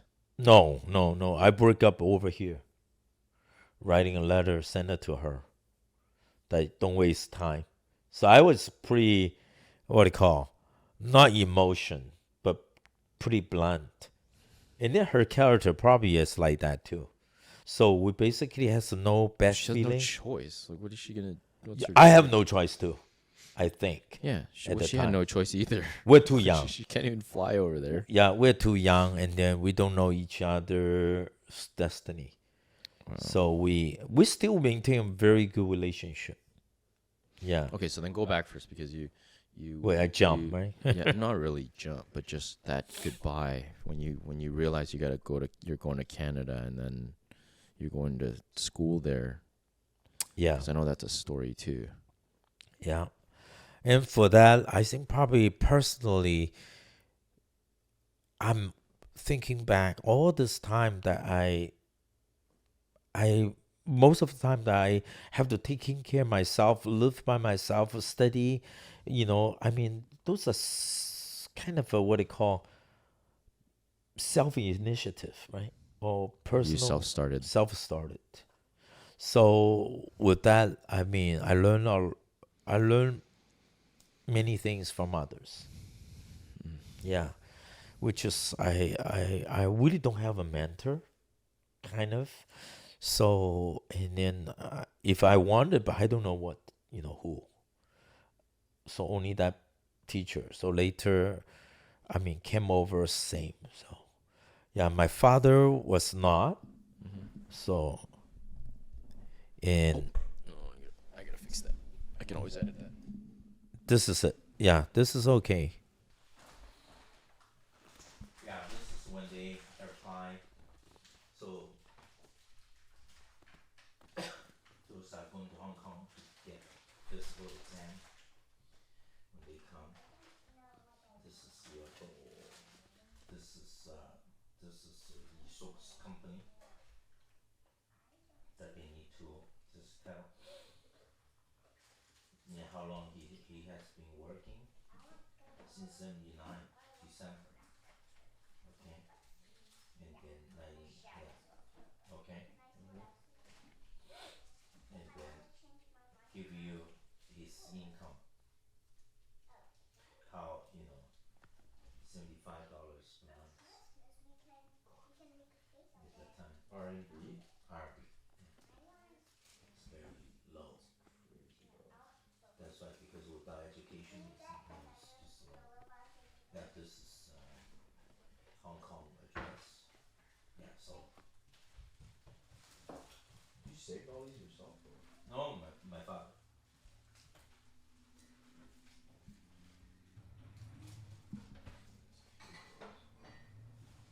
He It's not in order, is it?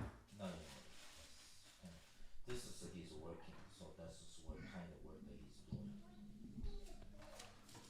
Yeah, and then see this is And so he controls the distribution of the corners to each. Yeah. Then this is when I apply for overseas student study. So those are the company. They help me. So I go to this office. But they go to that office, and then those are tells you. Australia. Yeah, Australia. Yeah, they have offices different, right? Also for overseas students. They kept this for a long time. So these are just the options that you can go to. Yeah, so that's why I choose this one. Toronto. No,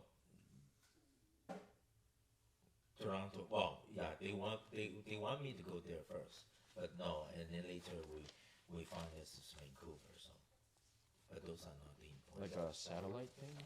No, there's no Saturday at the time. So this one that helps me get my visa. American Academy of Forensic Sciences.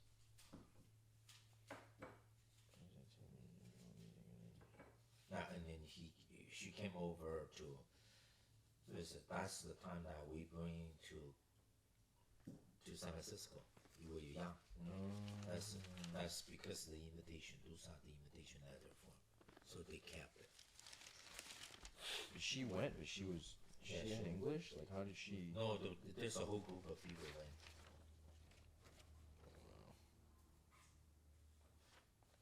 Yeah, those are the. Yeah, this their medical. Yeah, this is you see, writing. That's their writing. That for application. That what is the reason that they leave the country, and then they have to write an application to the government, and then to allow them to leave. Wow. Yeah, because their application was holding. Yeah, they have to determine. So this is called a provincial high court. Okay, people's high court. Wow. Yeah.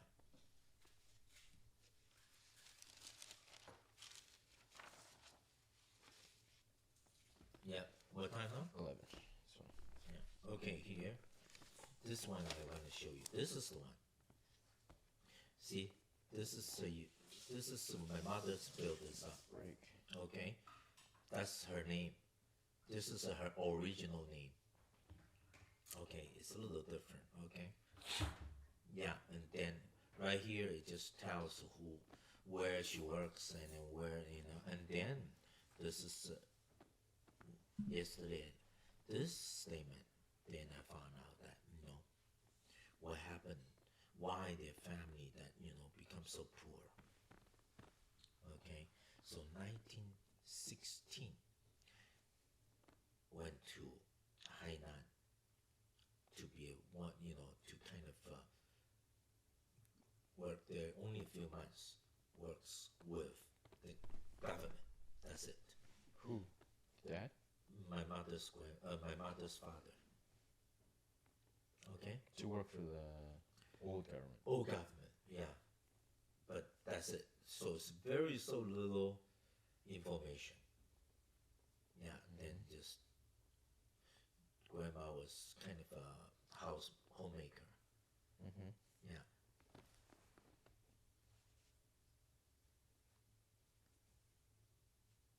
She in 1969 passed away. So I was only 10 years old.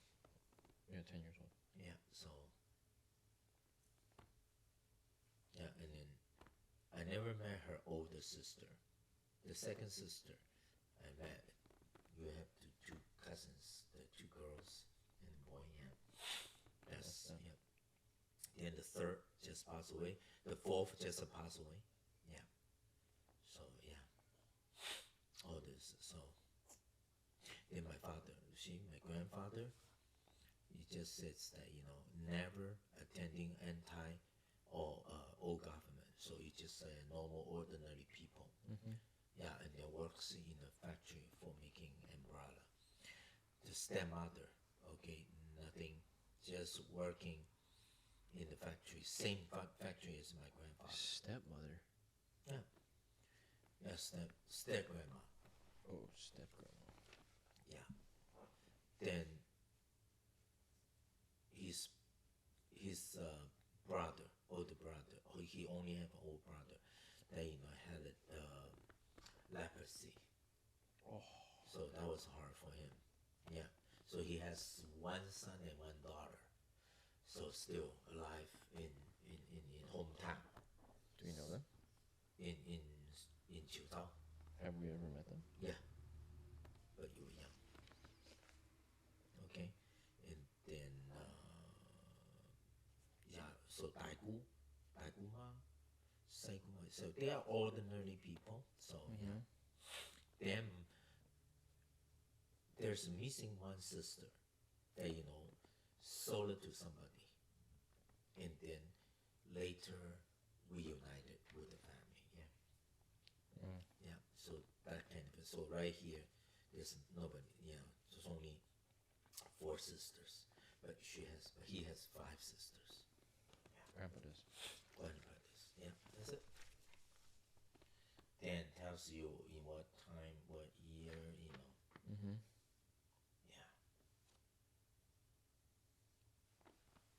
Yeah. Yeah, I think my mother filled this out. It's 1970, around that time. Wow. Yeah, so all this.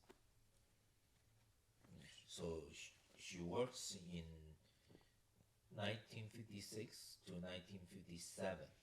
So only less than a year working in Beijing. Okay? And then That was for the major case, right? no, that was not a major case. The major case is after this. After this. Yeah. Wow. Good? Well, we're almost there. Almost done, really. Okay. Venezuela and dad stuff. Those are more fresh, right? Maybe more fresh. Maybe not. Okay. For you, maybe more fresh. Okay. Okay, so we were talking about the departure from China. Your Hong Kong relative or whatever. Yeah, actually it's a grand uncle. Grand uncle. Yeah, my grandfather's younger brothers. They have, for Chuzhou, for my fatherland, people are related and then can be very close.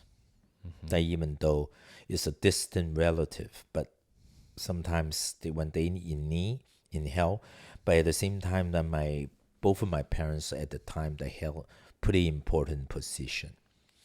They have some way of helping relative to get things done in a totally different way. Yeah. But it was also, because China is still very much who you know. Yes, still, even till today. Yeah, so then back then it would have been the same, I think. If you had the power, you had the influence, you had the ability to do things that other ordinary people couldn't do. That's what happens to people to try to get the position. Right. So then that's why they queues and stuff. That's right. And then I was when I was only 21, I already in the right location and then also right path to getting step by step into the higher position or secure position. Right. Yeah. And then with those skills that, you will basically train, grow up with. Right. So then the language that they speak is totally, and then the way that how you craft those relationships. It's very special. Yeah, even today I'm thinking, wow, those I learned when I was young. And then in such an environment. Sometimes people not in that area, not in those circle of friends, you don't even know how to relate to each other. Yeah, the way that, yeah. So, yeah, I was young and already tried to interpret people's feeling, people's way of doing things, and then how to try to maintain relationship, not to use by any chance, but in the important time, those relationships are most important ones. Yeah, we have to learn all those to be to survive. Right. Yeah. So then you got accepted to go, and grandma took you to the Both border. of my parents Oh, both parents. travel with the green train. Yeah, those are green color train, that old Chinese train, and then from Guangzhou all the way to Luowu To Shenzhen. to Shenzhen. Yeah, cross the border. And then also they both can travel like that. At the time that the traveling is not free. People that cannot go wherever I want. Right. At that time that you need special permission, especially crossing the border from to Shenzhen. You need very special permit. There was a border to Shenzhen? Oh yeah, there's two borders. One border is to Hong Kong. The other one border is from other part of the China to enter Shenzhen, because Shenzhen is a special district in Macau, in Zhuhai also at the time. So you need special permission, special permit to cross. But both of my parents didn't need it, because they both work with Official. the security bureau. So they had access. They have access. Wow. They can almost go everywhere in China at the time, Wow. but not crossing the border. Okay. Yeah. Right. So I feel privileged even till today that both of my parents can so-called deliver me. Well, say goodbye to you. They say goodbye at the border. Yeah. So I was kind of in a short period of time I feel very privileged. But what was that? What was that like? What was that goodbye like? Like, tell the story, because you guys take the green train to Luowu, and then. Well, I would just what it's like is really puzzling. Don't know. Like, what was your emotion on the train? Like, on the way, you're 21 years of age. Well, exciting at the time, at the beginning, because nobody can go. I can go. So you already knew it was Vancouver. Already Vancouver. I didn't know. I don't know. Well, I didn't know Vancouver would look like. Of course. Yeah, but at least get out from this country. Right. Yeah, and go for new adventure. I'm not adventurous, so you know that. And then I want to go out, but at the same time, I'm very so-called, as a young man, had an opportunity compared with, one point. It was just special. Yeah, and then compare with the whole nation, that I have the specialty of favoritism, I could call. So proud at the time that I can go out to study, and also which is I wanted, and also of course it has a huge responsibility I felt started to accumulate as I travel on the train. Oh, what would be the next? I need to get all my family member over, right? How can I live? How can I survive? How can I? Oh, then ocean of questions, unknown, hit me. But before that, it wasn't that strong, because both of my parents were right there, and they make sure that I got everything, make sure that I can go out and safe. So that's all I felt. And then also say goodbye, which is normal to me, because I always don't say goodbye. Never say goodbye, because I didn't know when my parents came back home, right at the time. So get used to by myself, get used to, kind of not traveling, but by myself to face. But the most hard thing for me was, when suddenly realized that both of my parents said the goodbye, and then almost like tell me, this is it. You can never come back. Like, don't come back. Yeah, and then my mother literally said that. Go. And then, but I think probably in a way that probably I'm still this point. I think she's she's afraid that I would kind of came back sooner than she thought. First, second is, I mean, it's so good at the time already. I have stable relationship with my girlfriend. I had a Income. secure income, even better than my mother and father. With a short period of a working experience, I already almost equal to their salary. Mm-hmm. There's so many things that I can claim that I can claim back also. But at the same time, they just said that Mm. go forward, not coming back. Did grandma cry? No, they both. I They mean, just turned around and walked away.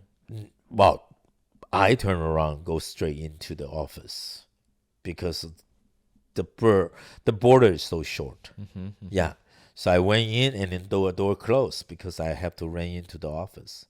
Mm. But the moment crossing the border, first I felt whoa. Second, I felt hit right there because I have to left behind almost everything and then enter the unknown. And they asked you, like they're asking you questions across the border. Like, what was that Well, actually, process? at that time, it's pretty easy. The border is a two point guard, you know, 4 point guards each side. Then you literally, not like right now, you have a kind of a counter, you go through the counter. So the counter was inside a house, a room, air conditioned. Mm. So you're crossing the border first and then enter the house because not many people crossing border at the time. Mm-hmm. There's you won't see many. Right. Okay, so then you have to. I went into the a office. Then you have those long bench. Mm. Yeah, and then you sit there and then waiting for the custom to come, immigration office to come, and then you go to see, and then you will answer the question because I was there for as a transient. I will not, but at the time was kind of the government of Hong Kong announced, will start to deport whoever the illegal crossing border aliens Mm. back to China within 24 hours because they before I would enter Hong Kong, they made it grant a privilege for those already crossing the border illegally. So Mm. just like everybody register yourself, and then from now on, whoever we caught that without Like they Hong have to Kong, deport you. then they have to deport them. So you had a passport then. I had a passport. It was a very funny thing at that time. Getting a passport is more difficult to getting a visa Hmm. because a passport is not a common thing for the citizen of China at the time because nobody can travel. Right. It's a letter of the company that allow you, for your application, got approved, and then you bring that letter to the police station to grant that permission that you can travel to certain places, Mm. and then has to be very specified. So not everybody can travel at the time. So you need special permission. So then you're crossing a border now. That's even harder. So getting the passport, but because the passport is issued by the police department, Mm-hmm. security bureau. So my mother works with the security bureau, and then she knew the chief Mm.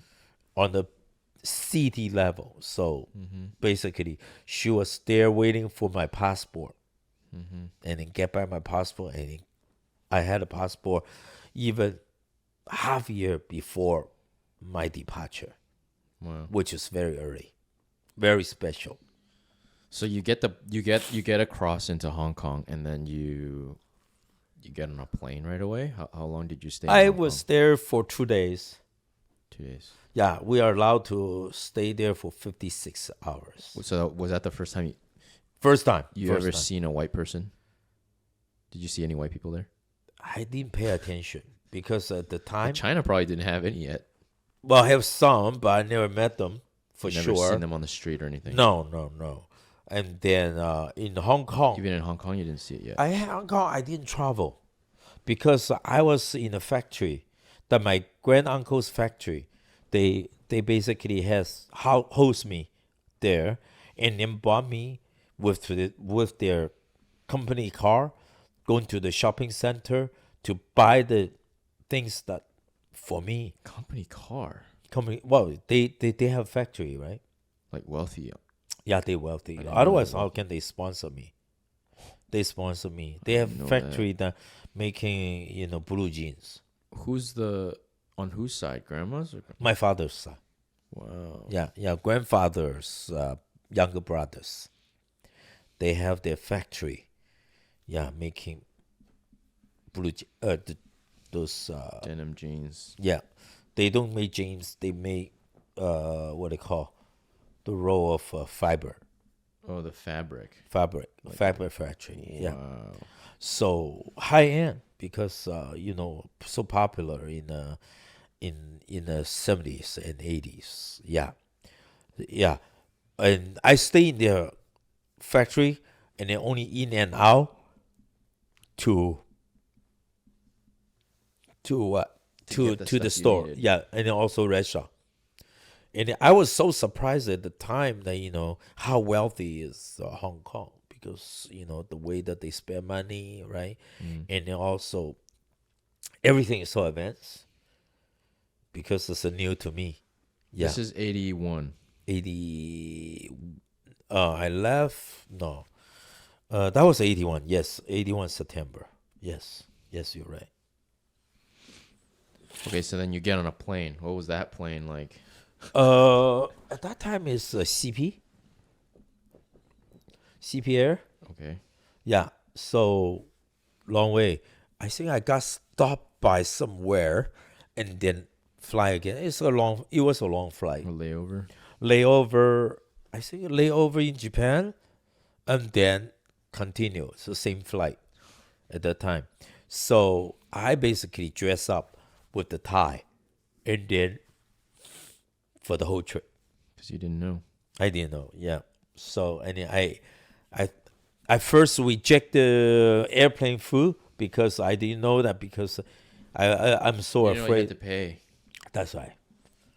Then later I discovered that don't need to pay. Then I even grab my there's a one person that traveled to Venezuela. Yeah, Chinese. So he didn't eat Western food. So then I say I might as well I ate. So So you took it and ate it. I have to. First, I don't know. I thought that they need to pay. I think I don't have such money. I want to save as much as I can. So then, yeah, that was my first experience. Lots of first experience when crossing border, seeing the new world, and then Did they have translators at the airport for you? no Hong Kong. Hong Kong don't need. No, but like when you landed in Vancouver. Oh yes, definitely. A translator translator. has to come because I just don't Right, you had understand no what they English. say. Yeah, my English probably never spoke to any foreigners. Yeah, I Okay, so self-learned then- it. Yeah. Let's fast forward because we can be here all day. So you go you want you're look you have a relative there, which is our Zhuang, our fourth uncle here, mom's side. Yeah. And then you wanted friends because you Well, I mean, I Going don't to have school. any friends, right? no, but So- you were going to school already, right? Yeah, I went to the school, which is in Woodwards. Woodwards. Yeah, which is Hastings and Canby. At that corner. Okay, and then so you wanted. I I'm went just to I'm call trying to a- speed up till whenever Yeah. we. Advanced Business College. And then when I passed by Hong Kong, one of my relatives from China told me, you have a cousin in Vancouver. I didn't know who he is, and they just say, You "Well, never met give him, you the probably. name, number, and then the house number, then look for him." Wow. So I tried to using the school phone call him, try to locate him, and then he was working at that time from Vancouver West, go to Kukulum Center to work. So far away, and then I don't know what he's doing at the time, so I approach. Mm-hmm. Yeah. And then you wanted to socialize with Chinese people, and so that's why that's when he invited you out to go to a Bible study, like a prayer meeting at a Well, I church. didn't tell him that what I need, but I was just thinking that since that I can call him cousin, so I want to basically like to find a night to share what I experience, and so that loneliness one, and also no relative, no people, and well, when I came, there was what they call the guardians. Okay, I have a guardian, but when I landed, the person told me that you are, he was By from yourself. a Chinese cultural center in Chinatown. And I missed his pickup. He is supposed to pick me up. I waited. There's nobody show up. Then I took the taxi. Then he was late. So that's kind of, yeah. But John Wong, his name. And I, John Wong. John Wong, yeah. Do you know him? Photographer.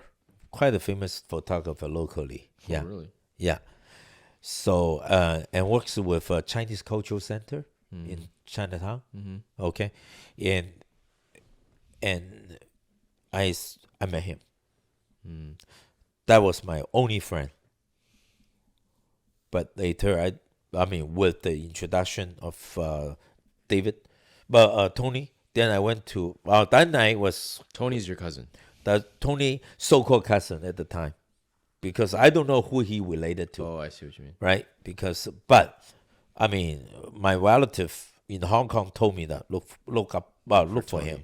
for Tony, and he just migrated also under the working invitation From Hong Kong. from Hong Kong for gold cutting, Jewelry. jewelry, and then with what they call stone cutting or diamond cutting. So yeah, with that. So he invited me after the dinner to a family Bible study. That's how I started, That's because at the Pacific Grace Church then. yeah, Pacific Grace. I said I asked, so I mean, can I go to make some friends? Yeah, and then he didn't invite it, and he just said go ahead. So that's how I met your mother. And that's how you met Mom. And Yeah, then you guys. same location. Yeah, same So we're gonna place. speed up because you Okay. got married. You went to Bible college. Yep. And then wait, but you. So the timeline is you go to Bible college. I can when? give you the timeline. Okay. Yeah.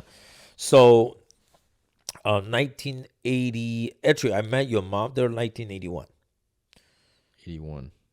That's literally the 1981. year you got Right after I came over, and then went to the Bible study, and then she was there. there What already. month were you at the Bible study? To You said that was September. October. Oh wow, okay. That's the Not end of even the a month. October. Yeah, and then we know from that time on we know each other, because I can still remember that night. Yeah, but after that, then I went. We well, of course, I became a. But when did you send that letter? I sent that letter actually Right away? after Like you knew 3 right months. Well, of course, I knew your mother, but after that 3. doesn't mean that we are dating, right? We're not Yeah, I see. related each. Yeah. So I sent out the letter in the beginning of 1982. Hmm. Yeah, because I cannot. I mean, I really, You still didn't know. yeah, still didn't know, and also, I think it's just no, not fair for someone that To hold on. hold on. I don't even know when I'm going to return. Yeah. So When your mom honestly, said at don't that come time- back. That's right. And then also she said don't come back. I mean, it means it, because coming over to US, well, Canada, It was not and then easy. living in Vancouver, just like the weather today, that I mean, every day, dark, rain, yeah, it was so hopeless at the time. Mm, Yeah, and then as a overseas student, your money is just gone faster than you think. mm. Yeah, so I have to change Well, so who many. knew what the exchange rate was back then? Well, there's no way that they can exchange their money to send Exactly. over. So it doesn't really. Yeah, because see, in number, a month income covers don't even cover my rental Right. from China.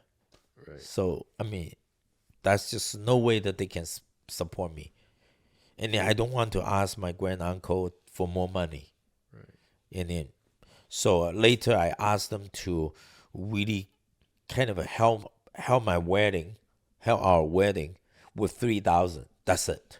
So 3,000 basically Canadian. Canadian, but that's a lot already. At that time, 3,000 is a lot of That's money. right. Yeah, but do think about That's 83, that's 84. 84. I got the money from my uncle for furthermore, but before that I got 10,000. I bought over 10,000 for my study. But each year I have to How spend did you get almost. that much then? Well, What, grand uncle? they gave me money. Wow. They gave me Do we money. still know these grand uncles? You don't know. I don't even know. We just communicate because my grand uncle basically had a family issues later on. Like a divorce? Like, Yeah, they divorced him in Toronto. So I went to Toronto to try to look for him. Then I asked the church to help me to locate him. Yeah. So it was what's his I don't name? know, 庄明祥, Yeah, you don't know them. I Yeah, don't know. I'm just yeah, interesting. very interesting. Yeah, but that also very distant. Yeah, speed it up. He's probably 1984. passed away now. Yep, 1984. I went to Bible college, and then later your mom joined me. Yeah, so because we married in 1984, April the 14th. After that, then I went back to Bible college, and then with the promise that we made to your mom's father and mother, that she will help family to keep putting out working for the family. I mean, she still have two younger brothers, but eventually changes. Everything changed because she married me, and then later we worked in the ministry. So I mean, not such income that can help more more than our own people, more own family. So Right. 1984, I went to Bible college. Later, she joined me in 1987. I graduated, and then we both felt that we want to kind of do a ministry outside. I mean, Canada. Then we went to Venezuela. Right. With Okay. So you. then you have 84. You're there, and then you have me in 86. In the Bible college. Yeah, you were born in Three Hills, and then later came back, and then your mother worked. Well, what was that like?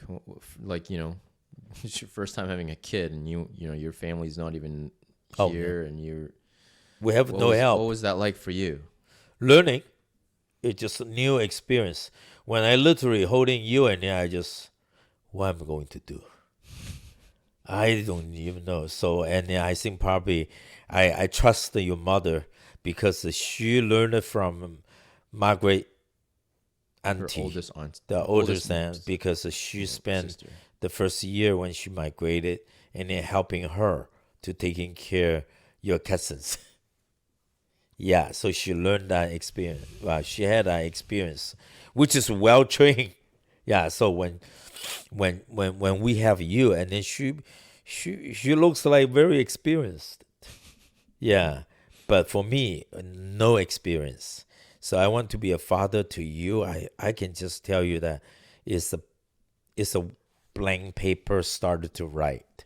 How can be a father? So I learned. I tried to copy some others, and I'm so glad that I was in Three Hills. That there's so many good parents, good families, that classmates that I can look up to. Right, because they Yeah, had kids too, they have kids. They have more than one. So I was influenced by that too. like Louis and them. Yeah, Louis has two at the time, and later, almost the same year, had the third one. So, Joe, Jimmy, and Malin, right, right, and then they have three at the They were time. there at the same time. I didn't know that. Yeah, they were not in the Bible school. They were in In Calgary Calgary. because, I mean, I went to the church. Well, we went to help the church, but most of the families that in the Bible school, they have more than 3 or 4 kids. Right. So that was kind of wow. They can do it. I can do it. Like values, they were like showing you the values Yes. as you were there. Yeah. Wow. Yeah. And then that's kind of a very important for Was that an MB school? Sorry. No, it's a non-denomination. Yeah. At that time, we don't even know what I mean by MB. Right. Mennonite Brethren. We don't have those ideas. Don't even know. For me, I have No distinction. no distinctive and then no denomination background. And it's later that I become a pastor, came back and then to working under David Chan, then started to learn more about what denomination is. Before that, there's nothing. There's no, I don't have any knowledge about that because I'm a brand new to church, right? Right. Yeah. No, then that's interesting to me because, I've always wondered Uh-huh. about like growing up, like, and then later on learning it because I know I know yeah, and I know mama, which is my grandma and grandpa, like how they were and how they are, and it's really hard for me to put together, like, and I don't think I've put it together until now of like the kind of dad you became. Like, where did you get that from? And it makes sense now that if you're saying that you got it from like the other students that you met Yep. in school, Yes. and they had families, almost like the church we go to. Like you can't not pick up those values from other families because you're with them. Yeah. Yeah. And I've always wondered, like, that where was the bridge that connected your upbringing and the father you had with the father you became, like later on. Well, obvious you probably learned that your mother's side, right? And then what kind of father that she has. So I didn't relay that to me because your mother. She never relayed that to you? No, because I learned more. I mean, I learned more negative side. I mean, learn about negative side about her father. I just heard about it the other day. Yeah, so she has a rough grow up too, but I mean, she hide it. I mean, that's what happened. And then also as the youngest sibling, yeah, and then compared with even though she has two younger brothers, she's still very little in the house. Well, yeah, she's essentially the youngest. That's right. Because So so she has 4 sisters above her, and then she has 2 brothers under her. But yeah, because boys are valued higher, that's it. she was essentially the youngest. Yeah, and then also came over, and then her father lost so called a family provider role Why? because he cannot find all jobs when he migrated over here.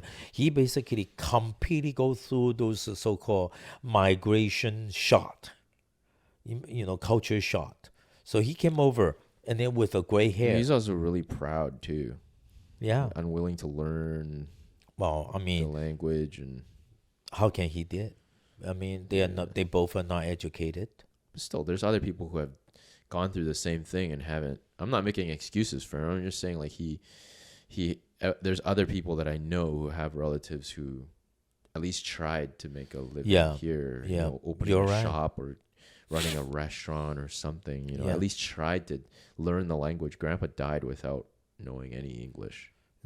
yeah. Well, Even grandma knew nothing. they both. Well, I mean, grandma don't even have the experience for language because she never get educated. She couldn't read.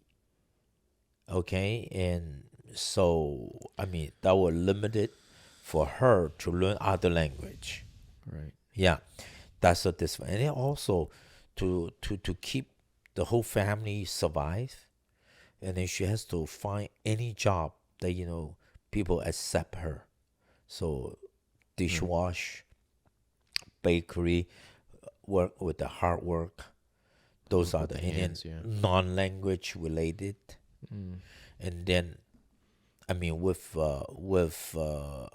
grandpa came over, tried to find job, nobody hired. Mm. Uh, then I mean he stopped there. So yeah, Just kind of like basically gave up. gave up, and then just came changes when when manhood, well, the family role change. Sometimes it's devastating. Mm. Can change so many things. You probably lost the respect. Lost so many, and then also there's a bitterness that when they grow up, and then I mean suppressed, and then now there can be a time that released. Yeah, you can just see how they argue, right, all the time, and blame, and then I mean, just in front of the children. Yeah, and then grandma always talk him down, always blame him. Okay, which is unfair.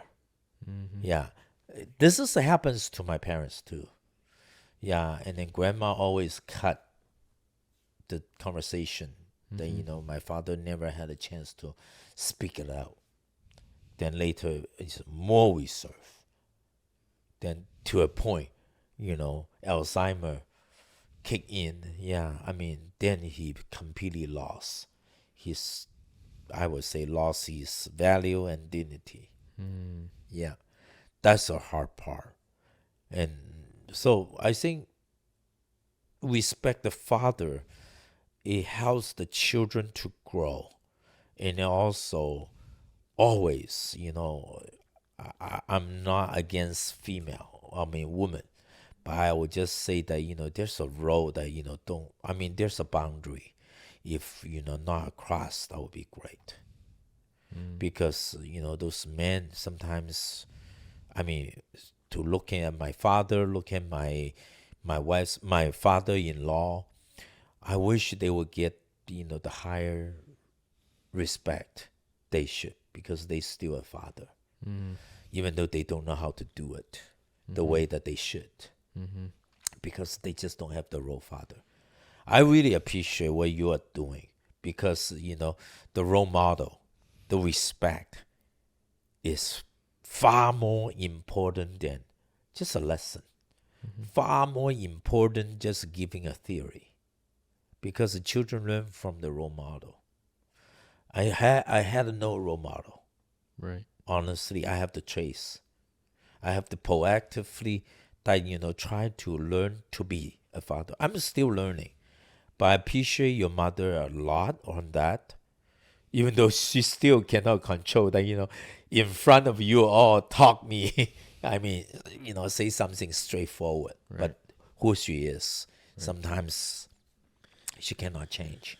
But I learned a lot, and then but also that she taught me a lot about Mm-hmm. family. Mm-hmm. That's what I appreciate the most. And then she allowed me to succeed in my ministry and work.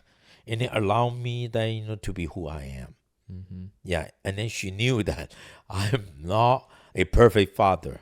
And then she knew that, I have no role model that, to be a father. Mm-hmm. But she allowed me and gave me time to grow, even till today.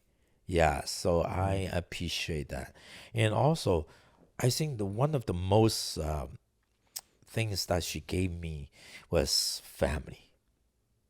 That I really, You said that earlier too. yeah, I mean, I don't have it. My mother, my father always absent because they work. And then, of course, they cannot find excuses for that. But they're not trying, but they try to fix. But no way you can fix. You Right. just try to be who you are. Yeah. But looking for the future to develop something that can be helpful for for the generations that are coming. Yeah. And then I miss them because when I discover that I can do something, when I find out that I can Like try sponsor to, them. yeah. And then my father went into Alzheimer, well, had an Alzheimer, and then later my mother had a stroke. You know that. Then I mean they totally lost their sense. Then I only physically I can take care of them, but not emotionally and not even spiritually. Yeah, that was kind of I urge that whoever that when your father or mother are present, try to proactively rebuild that relationship. Yeah, I mean blame is never fixed, but try to catching the lost time is the most honorable moment that you will get. Yeah. Well, yeah, for the longest time, I was, very upset and angry, or not angry, but just why didn't I get the dad that I want, more time with my dad? And then, Yeah. but then as I was growing and developing myself as a person, I was like, what was the reason? Like, oh, yeah, my, I would always we always want to blame the most immediate, the closest thing, and blame that. And blaming you was so easy, but then whenever I went deeper to understand what kind of dad you had and what kind of mom you had and what kind of like and then to go even deeper of like, okay, what kind of dad did my grandpa have, what kind of dad did my mom did my grandma have, who do you want to fully blame? Yeah. Like, how do you fully blame anybody? And so, but then also at the same time, it's like, oh, well, but this is who I am now, You have to grow into that. right? And this is who I am now. That's right. I love myself now. Yes. And so, why would I say that? Why would I say, oh, if I had my dad more, what would I look like? Yeah. What would that look like? And so, but then also, the work that you were doing wasn't like, it wasn't like you were out, you know, meeting other women or playing around or doing something that wasn't Try to valuable. fulfill my emptiness. Yeah. Right, yeah, you weren't doing anything like that. You weren't selfish. You weren't doing things that were selfish. You were doing things that were obviously God called you to do those things. Yeah. And so it was very different. And I didn't like, obviously growing up, I didn't like that I was that it felt like I was chosen less than other people out there. Yeah. But now Yeah. when I look back, I consider myself very fortunate to have what I have, and also that those people didn't have what we have. And ultimately it was that we have God, and we have a relationship with God, and there's people out there who don't even know that, Yeah. or Yeah. don't even know that they can have a relationship with God. And so, and further to that was that there were some people out there who didn't have the family we have. Yes. And that was the reason why you were out there serving people. And obviously I knew that, but I didn't know that in my heart that was why you were doing it. And so when it came time to be a dad myself, and I always knew I wanted to be a dad, there was a part in me that wanted to be a dad just like you. It wasn't Well. it wasn't like, it's the side of me that wanted to,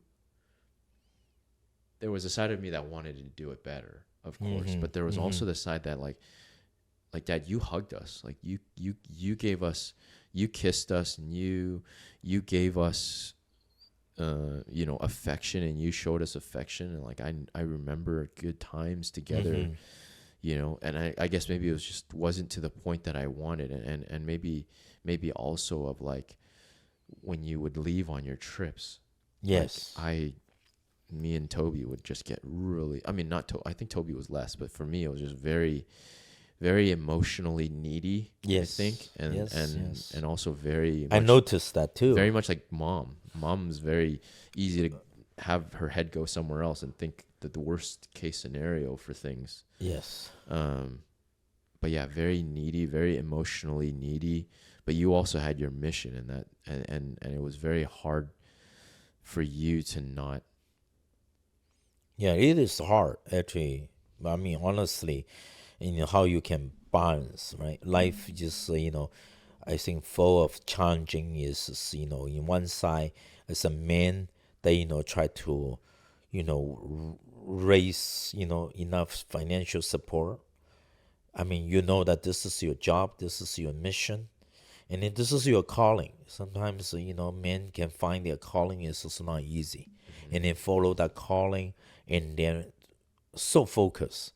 And I'm not that easy to focus. You know that I'm just geeky. But, Mm-hmm. the inside, I mean, I'm still very, very focused on one thing. It's a mission for him. And then I appreciate what your mom is really support that Right. for that. But at the same time, we both have to learn how to handle our needs. The, personal need, loneliness, all this. And then, I mean, by myself travel out, and then with other partner, ministry partners, and then it's a tough, and then cannot spend enough time try to, fill up the missing link. Mm-hmm. Yeah, but I think, if without this belief, I mean, without my former training, that, my parents, already travel, so with that, that, I mean, it's not so much take that as a feeling, but take that as a norm. It's happening. Mm-hmm. It's already happening in my childhood. Mm-hmm. So then that way I took that to be considered, but not using that as a blame, or not to using that as a enforcement. Oh, I have to do this. Mm-hmm. Yeah, and then also I think, I learned a lot through all this, and then because I want to help more other people, Mm-hmm. that, also, that becomes, my learning curve too. And then also, I mean, all things make for good. That I Right. more and more realize that, wherever the childhood that I went through, or whoever went through, that can be, turning. Can be a turning point that becomes good rather than evil, rather than worse or blamed. Well, which is why we're sitting here too. That's right. So, and then also you look at the, even my family, that, I mean, my two other siblings, that, when we form our family, then you can just see how we treat others, the different, Mm-hmm. because we all have a different lifestyle. It's just in one family, Mm-hmm. one same parents, but each one has their own choice to be who they are. Mm-hmm. So, but one of the unique thing is we all our brother don't want our wives going out to work. Mm. Yeah, that just kind of first, if financially, Echo doesn't either. that's it. So I mean, that just we learned that, and then now, I find that, I mean, sometimes it's hard for others, request some others to follow that Mm-hmm. by saying we have a modeling. Yeah, Right. it's difficult. I mean, one. I mean, men become the, household provider. I mean, you have to sacrifice or give up something. Mm-hmm. But we do learn that material is not the satisfaction. But I think the emotional support, and then both, parents work together to appreciate one another, and then sometimes, accepting one another. is very important.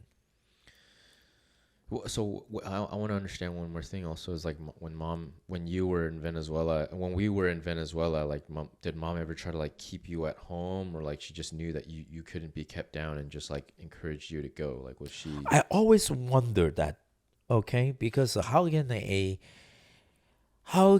wife that allow you to do whatever you want In a foreign country too. in a foreign country, because it's very not safe, that. Right.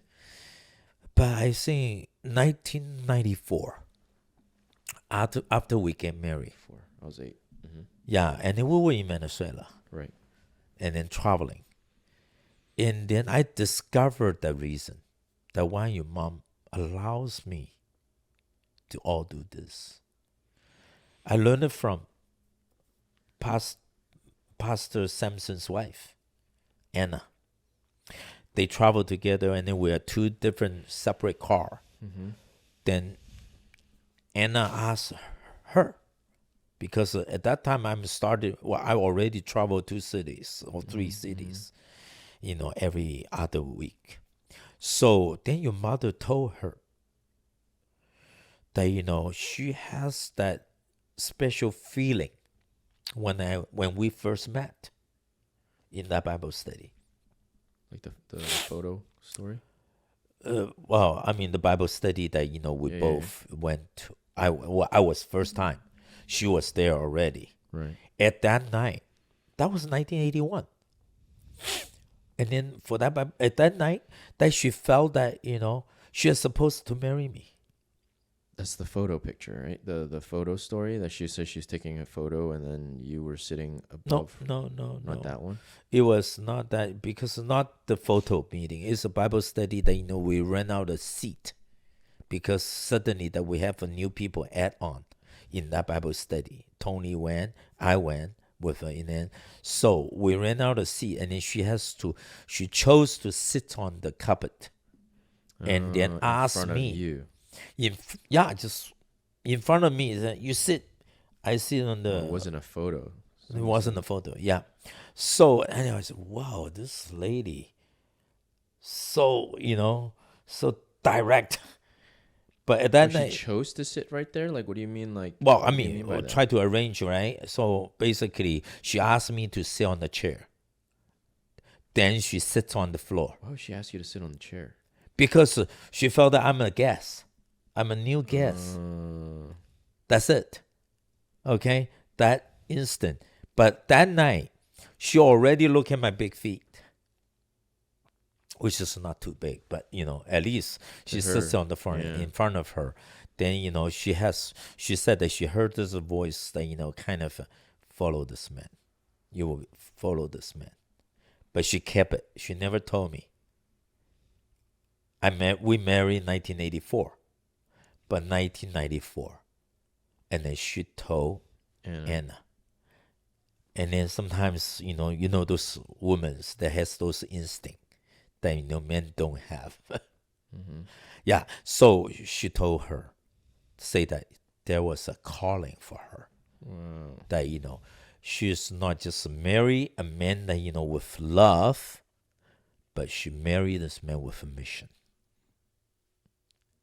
Which is, for me, I was shocked. So what? So she just accept, because that doesn't sound like, to me, it was like, oh, just allow him to go and allow him to leave. Like, then she knew that I have a special calling. She knew that because for what they call 1.1 billion people at the time, why me show up in her face at the time? Show up. I mean, wait, left China. How old was mom in that time? She's only 20. Less than 20. She was younger than that. She was 18 years old. She's 1963. Yeah. Right. And then that was 1981. So if you were 21, she was 18. Yeah. Yeah.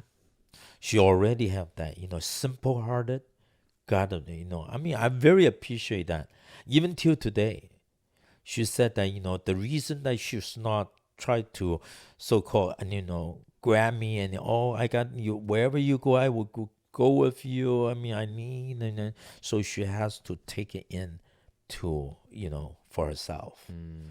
So that's why, I mean, I'm appreciate the time goes, and then now we both can travel, and then she spend more time like with me to think about ministry, and then she's basically support the whole my work inside China or in Venezuela. Mm-hmm. Without her, I don't think I can do anything. Mm. Yeah, because she, for her family, nobody were willing to travel far. Right. Yeah, her family would not. Everybody just stays together. That's Yeah. why stay together, not traveling. But she's the only one that travels the far, and they always, go distant. So yeah, I mean, I'm just felt that wow. If you see, for example, just like Tony and say Ima and Jesse, she is really family involved. Everything, every matter, right? She will be hands on for that. Right. But not your mom. You know that. She's not attached. She just go. Mm-hmm. Yeah. So even her third sister just recently passed away, right? It was a time that, life and death, right? And Yeah. then she she knew that there's a calling, she needs to go, then she went without hesitation. But sometimes, I mean, being a husband, being a father, looking at this, I think, I mean, belief is very stronger than anything else. Mm-hmm. Yeah. So I mean, we are Something glad. beyond yourself as a father. Yeah, and then we really thank God that we when we would choose to get married because we both chosen God first. Mm. Without that, I don't think we can go beyond. Even Right. today, the work that with the family, helping thousands of family and teachers and students and young peoples, or the godsons and daughters. I think because of the calling, Mm. I strong believe that every man should have a calling. Then that whoever they marry will follow. Mm. Yeah, men should has calling. Otherwise, they will be wandering. Mm. Yeah. Then that way, any partnership or any marriage probably at risk. Mm. Yeah. And yeah, that's what I've noticed too in our marriage. It's Yeah. when we don't focus on our relationship with God, I become this very selfish Yeah. person. And as much as we want to try to make it work between us, two very selfish people coming together, it just doesn't work. Yeah. Because see, think about most of the time that in my work, there's so many ladies, teachers, right? Mm-hmm. Principals, Mothers. yeah, mothers. They are in need. They are the one that first cry out. Mm-hmm. Father will be the last cry out. Right. So how you reaching If they them, cry and out, then yeah. and then beyond that. So I mean, every man needs a woman, for sure, right? But every man needs a man to encourage. Right. Yeah. So I think, but with your mother's total trust and support, I can help many families. Mm. Which is sometimes that I mean, one that I probably talk to other women Mm-hmm. more than her. Right. That can be very difficult, right? If anyone have a little jealousy. I mean, wives has a little jealousy can change the whole dynamic of marriage. Mm-hmm. Mm-hmm. Yeah, and it can be impacted their children. Mm. So yeah, I sometimes I'm still learning. Am I a good listener to your mother? You know that. Would mom say that you're a good father? That I think probably you should ask her. You should interview her. So I have a podcast with mom, but mom would have to do it all in Cantonese. Oh yeah, but mother can talk about in English, but I mean, but she's pretty shy for that. Find somebody to translate it. That's right. Yeah, but I think I think we I was using the word learning and trying. I'm not perfect. I knew that. So I try to learn, try to navigate. Yeah. So, and then also, you see, with 4 children, how you balance that. And then I knew that, you can be fairly distribute your time. But I don't think I put in my heart, everyone is my favor. And then I try so-called, watching how you all grow in different way. And I appreciate that. Each one of you, I very appreciate. I was so blessed that, what I got from you all. And then all your siblings, each one, because they have their struggle. But I just like to just tag along with their struggle. I cannot kill the struggle because they have to learn. But I want to be so-called their encourager, in every way that I can empower, spiritually, socially, financially, wherever way. But I try not to overwhelm them. Yeah, overwhelm you too. That is something you guys have done well, and we never forcing us to, even, taking us to church because it was your responsibility. But whenever it was time for us to make our own decision, you guys never forced us to go to church or whatever. Whenever Toby and I started to push back and not want to go to church, you guys didn't. You weren't forcing us, and you didn't force us to believe what we believe. Because I don't have a parents that forced me that before. Right. Well, to our term. We wouldn't have let you anyways, because Toby and I are That's true. Pretty hard-headed, and we didn't. I really respect you all. Actually, I can just say that, as I learning, as I grow, and then also I probably contemplate more. I have no religious background.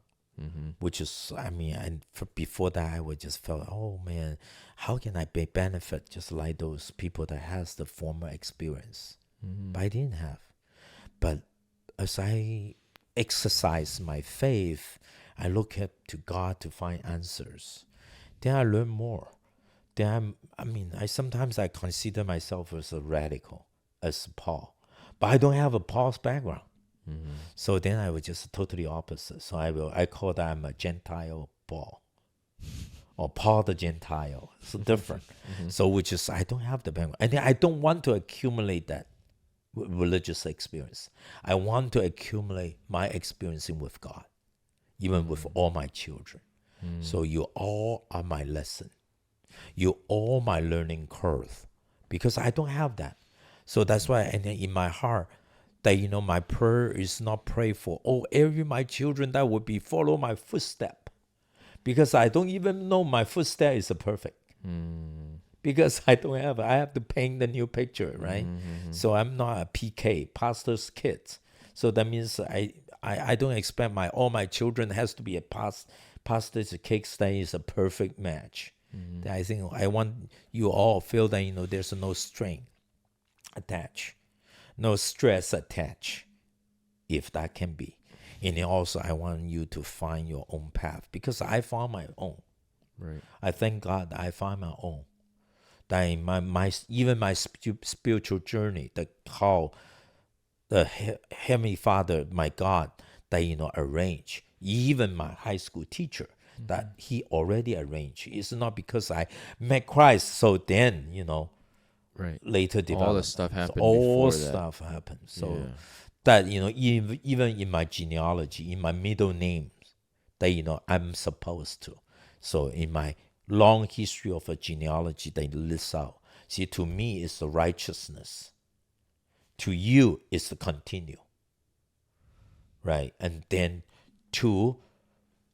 Wait, explain that. I don't know if they're gonna understand what that means. There's a poetry that in every family tree, that when you name your children, that you can follow that the middle name.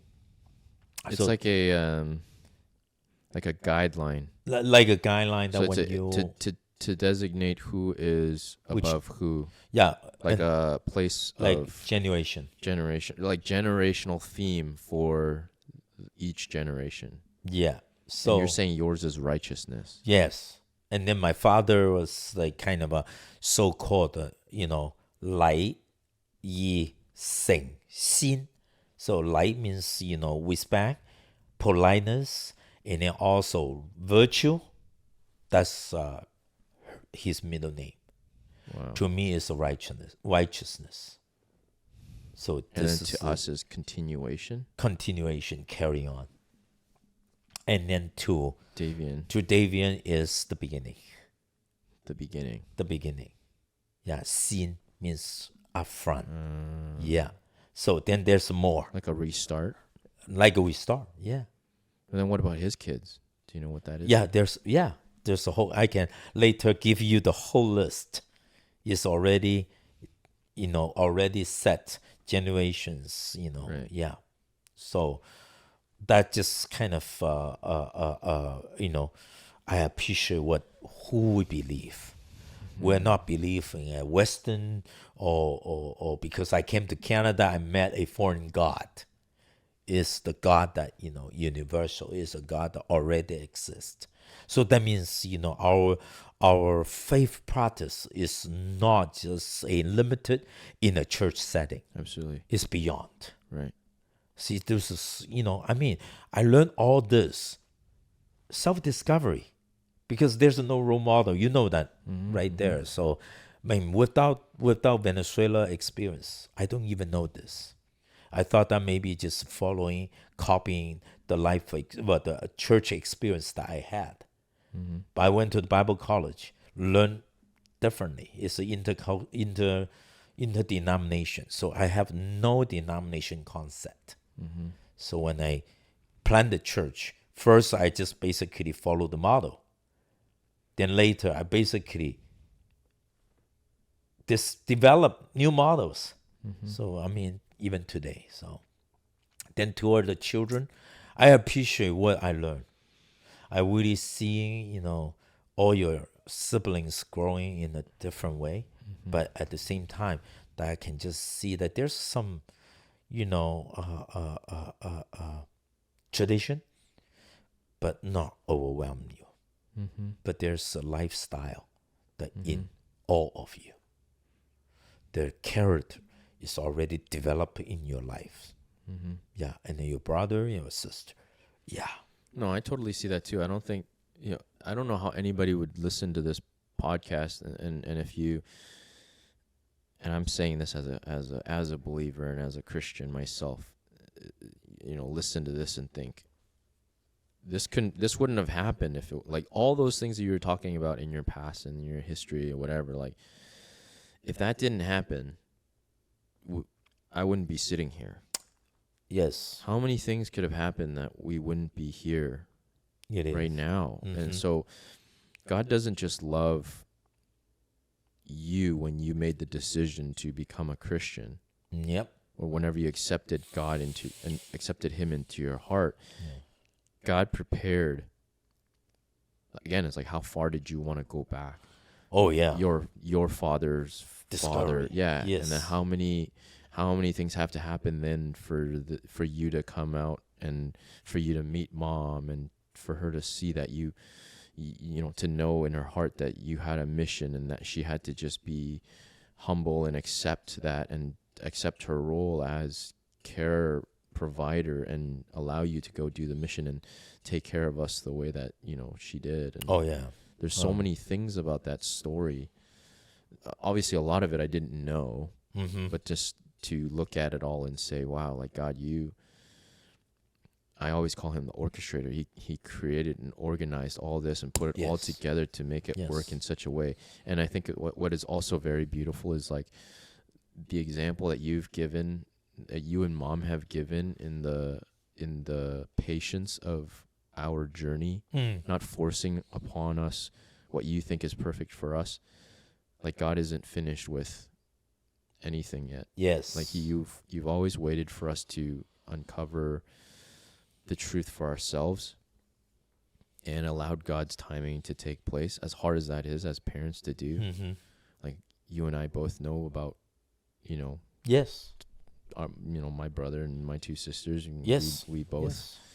we are. I've adopted that approach of just I can't do anything, and also for the fathers in my group and fathers out there, it's like I can't be attached to what I think they should do. Yeah. If God's timing is not God's timing is perfect, and if the timing is not now, and I have to let go of that to them, let go of that to God, and let Him do what He needs to do. I can't, no matter how much I speak and encourage somebody to move forward, they cannot do it with my word. They can't do it with because I said they have to do it. That's they must true. do it because God has allowed them No, to do it. you cannot force that. Right. And so that's been an amazing lesson. And that's really how I try to lead Davian and Ellie is not force them. Like when Davian made the decision to get baptized. Wow.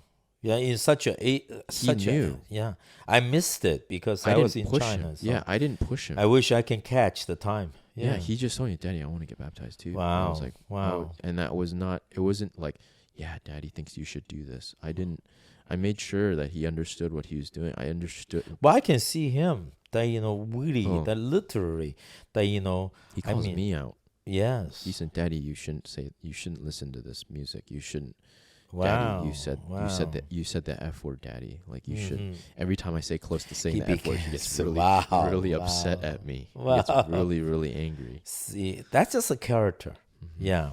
I think 3R for me that, as more and more that, I just relate on that, that just constantly in my, it's sort of like a triangle. The first is the most important is being a father is a relationship with God, with your spouse, because without this triangle first, and then you will never show good role model to anybody, and especially the people that are around you. But how to do that? I'm not a so-called little kind of a religious people. Right. I don't want to be. Right. And then your mom is not that. Right. So then I think the first thing is a relationship. So if your relationship with God is not a formality, it's really your lifestyle, your daily life, the way that. So with that, then how can you relate it to other people? That becomes so then from the wife to the children. But if this relationship with your wife not good, how can you be good with your children? So you want to be a good father, but you have to be a good husband. Right.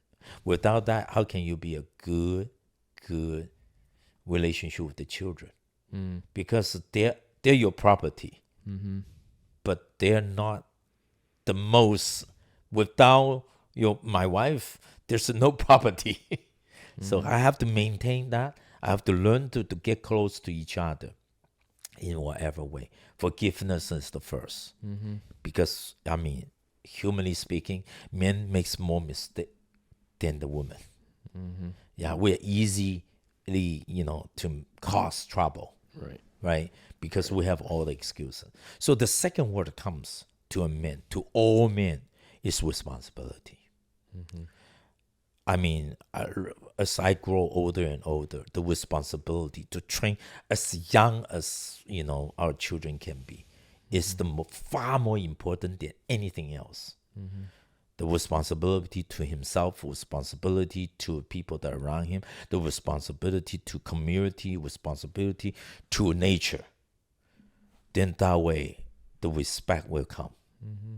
Then the last but not the least, I would just say the true religion. Yeah, which is, Bible says is care about those widows and orphans. That is truly tells that, what you mean by belief. Yeah, if the religious life, they just focus on our self-development, that's not religion. That just only still a selfish. Well, that is religion, but it's not godly relationship. It's not. Yeah, you're right. Yeah, you're right. Right. So that is something that, I found that's 3R. Relationship, responsibility, and then also with the true religious life. With that, I think every father will succeed. Every man will succeed. Absolutely. Yeah. So Yeah, there's a lot of the fathers in my group now. They are, well, they'll, some were previously Catholic, and some are, they have their beliefs about God previously, and now they're getting to the point where they're figuring out that balance of those three that you're saying, is that they need to have a good relationship with their family members, their wives, and their children, and then, to, what was the other art? The responsibility is Yes. that it is their role and their responsibility. They are the leader of the family, and they have to take over. And the last thing is that, very much the faith, The faith, yep. the spiritual. You are a spiritual leader, and Yeah. so what does that mean as a spiritual leader? Does that, is that just, I meditate and that's it? Yeah. No, it's something more, because you are. Anyways, they're figuring it out. They're getting it, and we're all getting it. We're all doing it, and I don't tell them like, "Hey, I'm the example." Yeah, we I am cannot. the- I yeah, cannot tell I know. that. I tell them that either. I was like, I'm not the perfect person to tell you that. I'm not perfect in what I do, but I know that in order for God to bless us as family members, all three of these things has to be in place. You can't.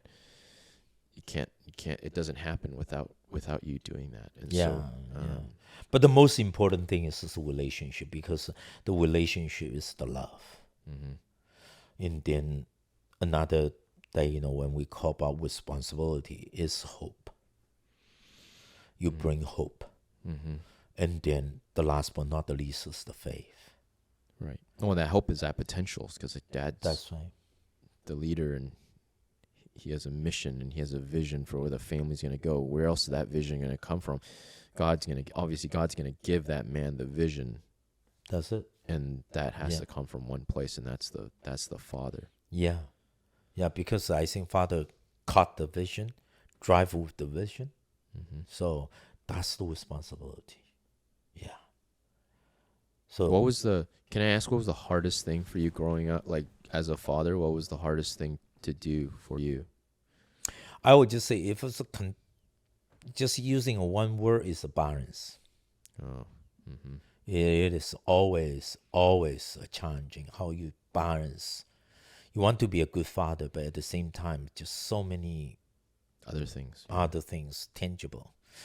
I mean, that's a stress, can be sometimes. But I think I turn stress into service. Yeah, I mean, then that way, because your ultimate goal is serving others.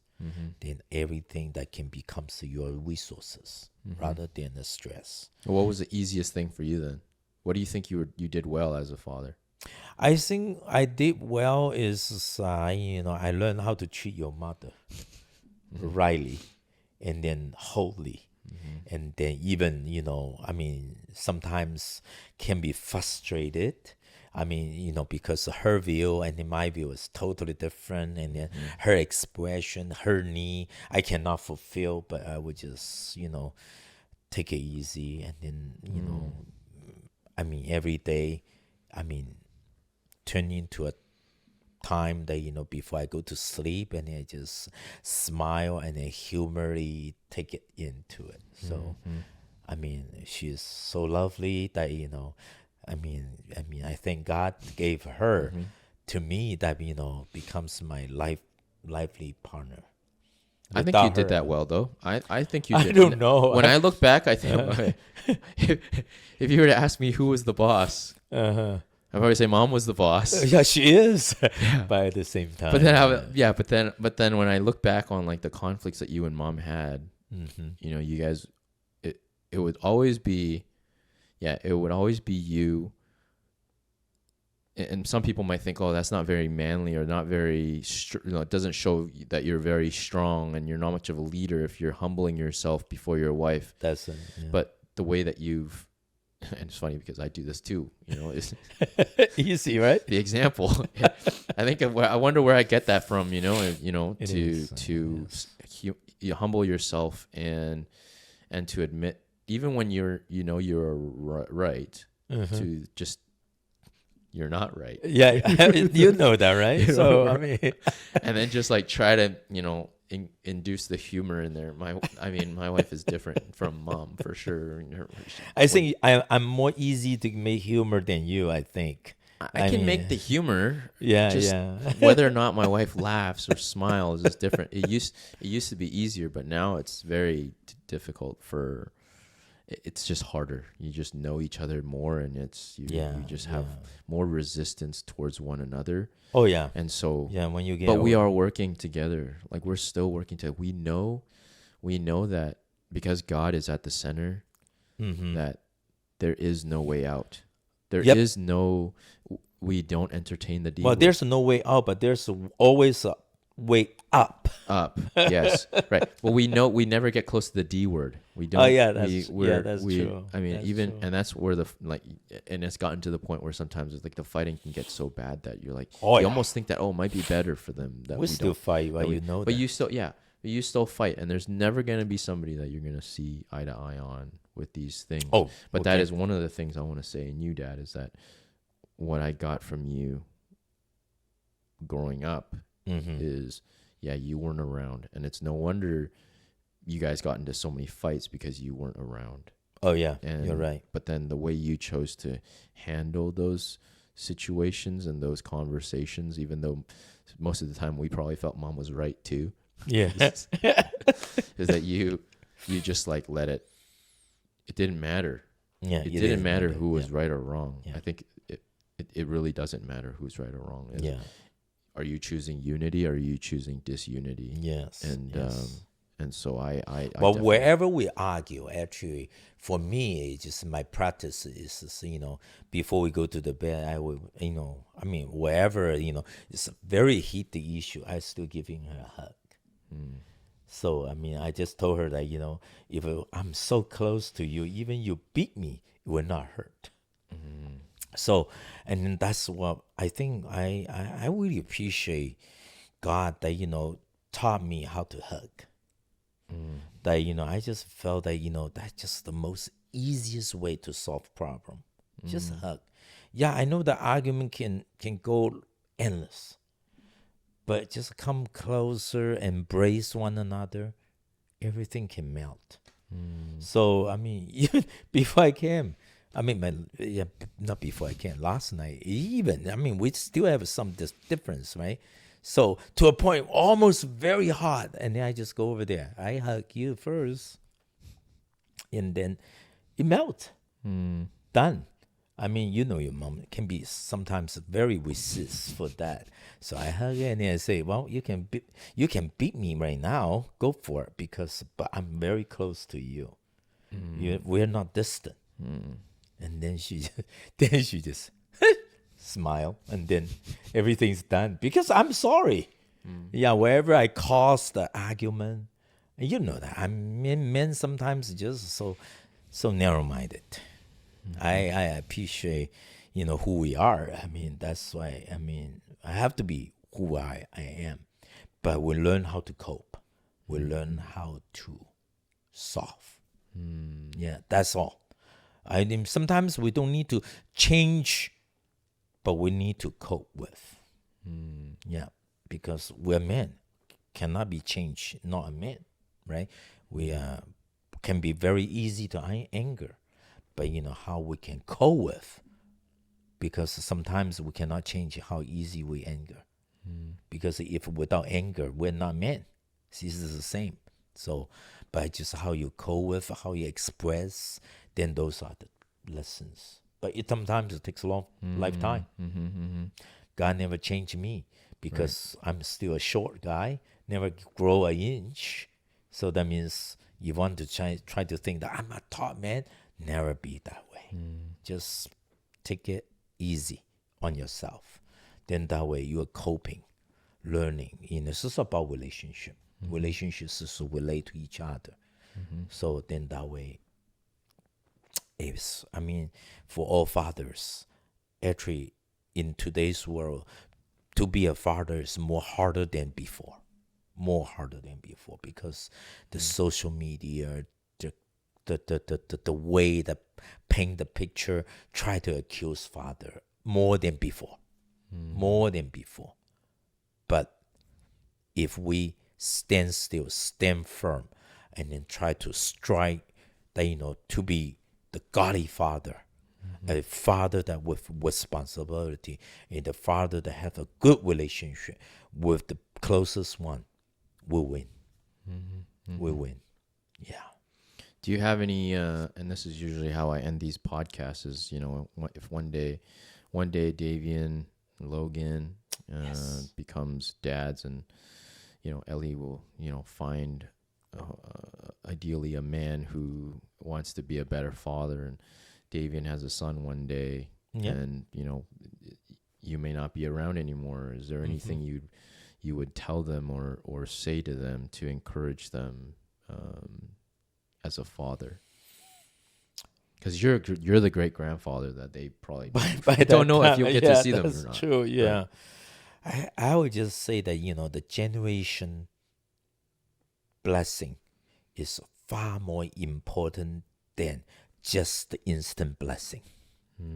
Because, there is always a wisdom and then also the learning experience accumulating. Right. So, even carry the last name of Zhuang, and then there's a strong connections. And then there's a huge treasure right there, because we cannot choose the environment or the what they call the season or the history, because the history is made by God. Right.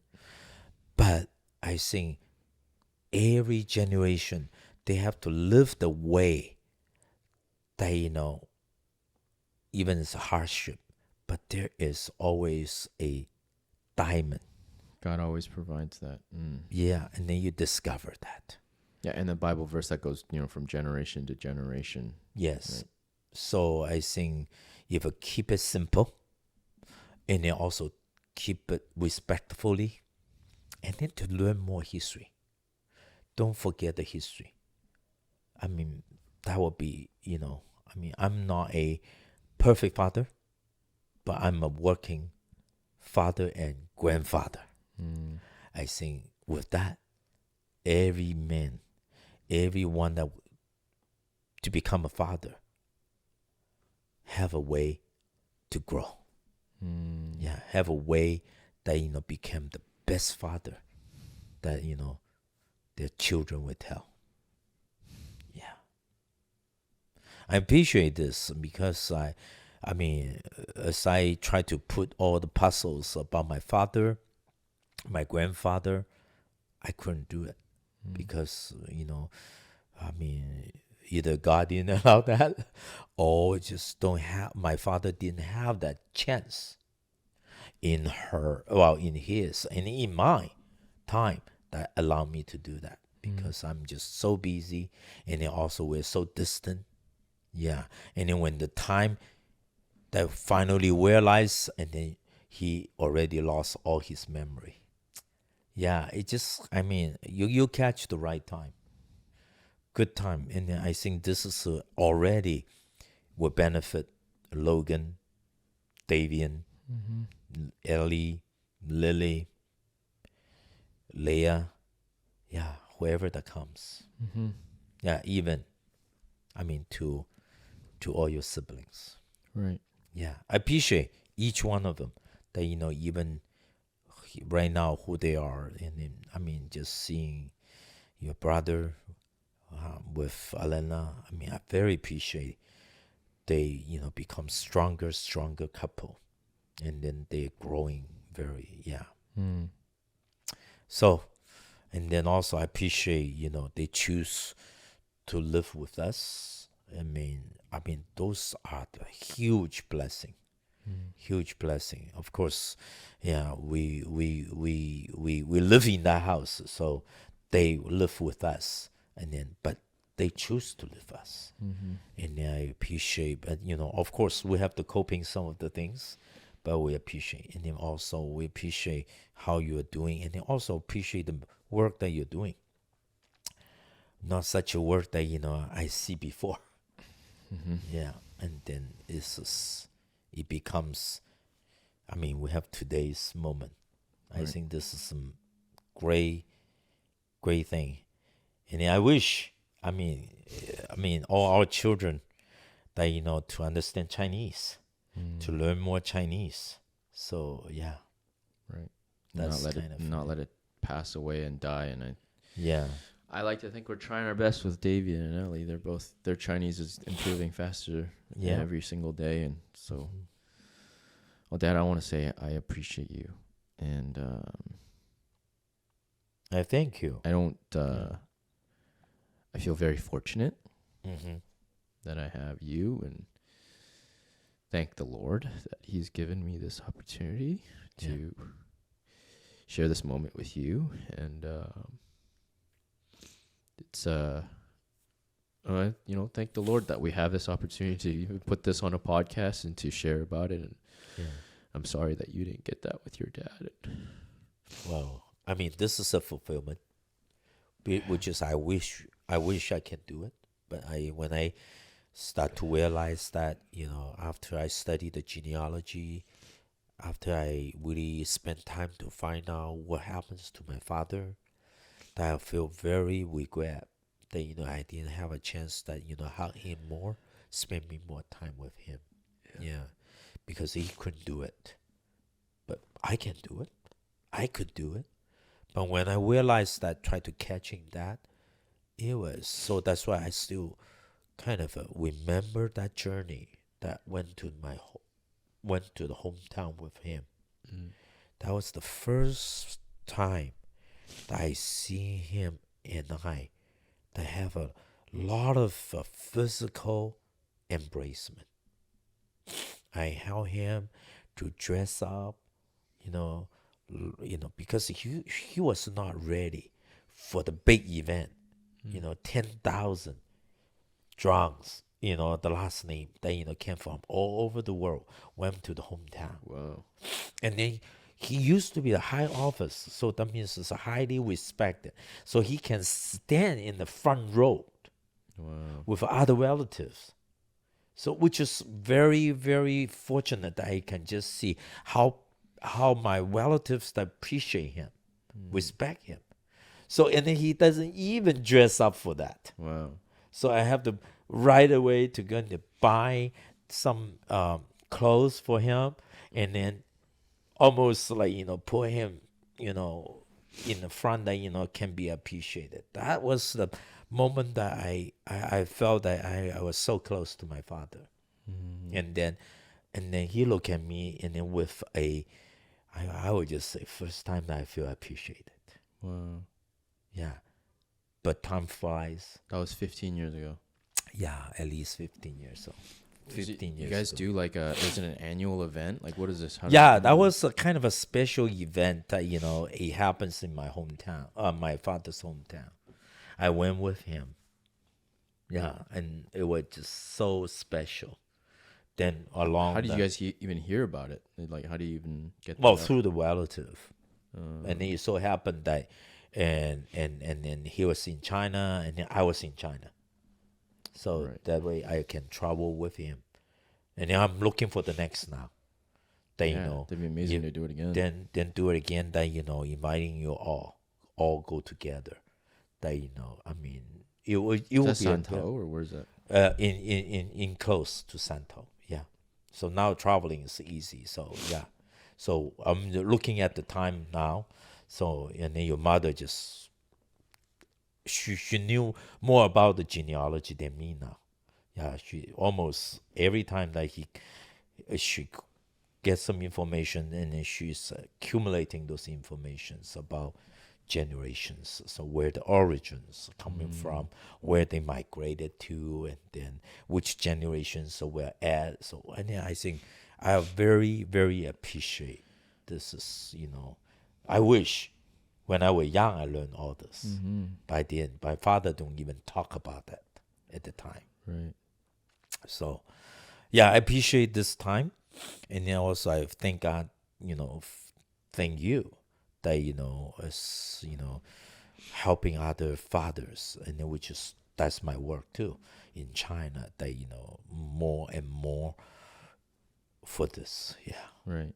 Yeah, and we will be working together this year to see bringing that dynamic of two generations to help fathers in China, because the demand there is pretty big also, and a lot of demand for it. But I want to say thank you, Dad. Thank Well, you I would for like to thank you. I mean, wow, this is, well, we didn't plan it, but, right. or maybe we planned it for a long time, but don't know how Well, to what you start said with. about I never your brothers had better conversations with your parents. I felt the same way too. Every time we talk, it's always like I feel like it's always one word answers and one word It is. responses. I don't really know how to talk to you, Dad, sometimes, Uh-huh. and this experience right now, getting to know you on a deeper level, has helped me a lot. And that was one of my prayers to the Lord, was that I enjoy this moment, not just Yeah. because it was almost stressful for me to think about having a conversation with you about. Well, I think we all carry that Mm, before. mhm. Okay. I'm always just like a two men's talk. Right. Okay. I can talk to other men so easy, but talk to my father is a frozen. Right. Yeah, I don't know why. Me too. Yeah, but I think we can start it with new one. Right. Always. Well, we are getting better, and That's that's it. why that whenever we had that conversation by the campfire there, you were sharing about your past, and then I was just like, I look at Davian, and I just think, Yeah. you know, how much of even just this experience, like how many things he misses, Yep. because I can't. There's no way I can communicate it to him now when he's 8 years old. That's true. That's Um, true. And so, but then I don't want to repeat that. Yeah. I don't want to have that happen. We can start to accumulate stories for them. Mm-hmm. That's one thing. And then Right. also, I mean, this is a good that, record it for them to catching. Yeah. Right. And I just learned stuff today. There's new things I learned about your history that I didn't know, Yeah. about my history that I didn't Yeah. know, Yeah. And there's a lot more stuff. And so Yeah. I think if we ever, we can always have other conversations. There's a lot of stuff in there that we didn't even touch on, the times in Venezuela and the Yeah. times in, why we were in America here and there, and Yep. and all the different journeys of that, and what it was like whenever, I was rebellious against God, and That's whenever we left the church, and whenever we were kind of by ourselves, and, Yeah. Yeah. and talking about that. And so maybe this isn't the only conversation we That's have. just the beginning, I would Just- say. just Yeah. the beginning. Yeah. Because see, I mean, just for the future, how you deal with trauma in a such young age that you build into it. I mean, that It's just a I don't God even thing for sure. yeah. And then so I learn, and then also that's why I'm committed to crisis intervention. So talk about more, and then also try to help people that facing sudden crisis, because those can be a long impact for life. Mhm. And then if we help them right there, then they have more, they don't have to carry on, they don't have to suffer. Right. Because as I learn more about my father and mother, and then their family, and then I just felt that there's tons of trauma Mm. before they get into the marriage, to get into the family. Right. That Well, develops. they carry it into it, they yeah. carry that. And then they So- don't know how to let it go, and then they're wondering So why is your everything's mom, falling right? apart. So right. is your mom, the whole family structure.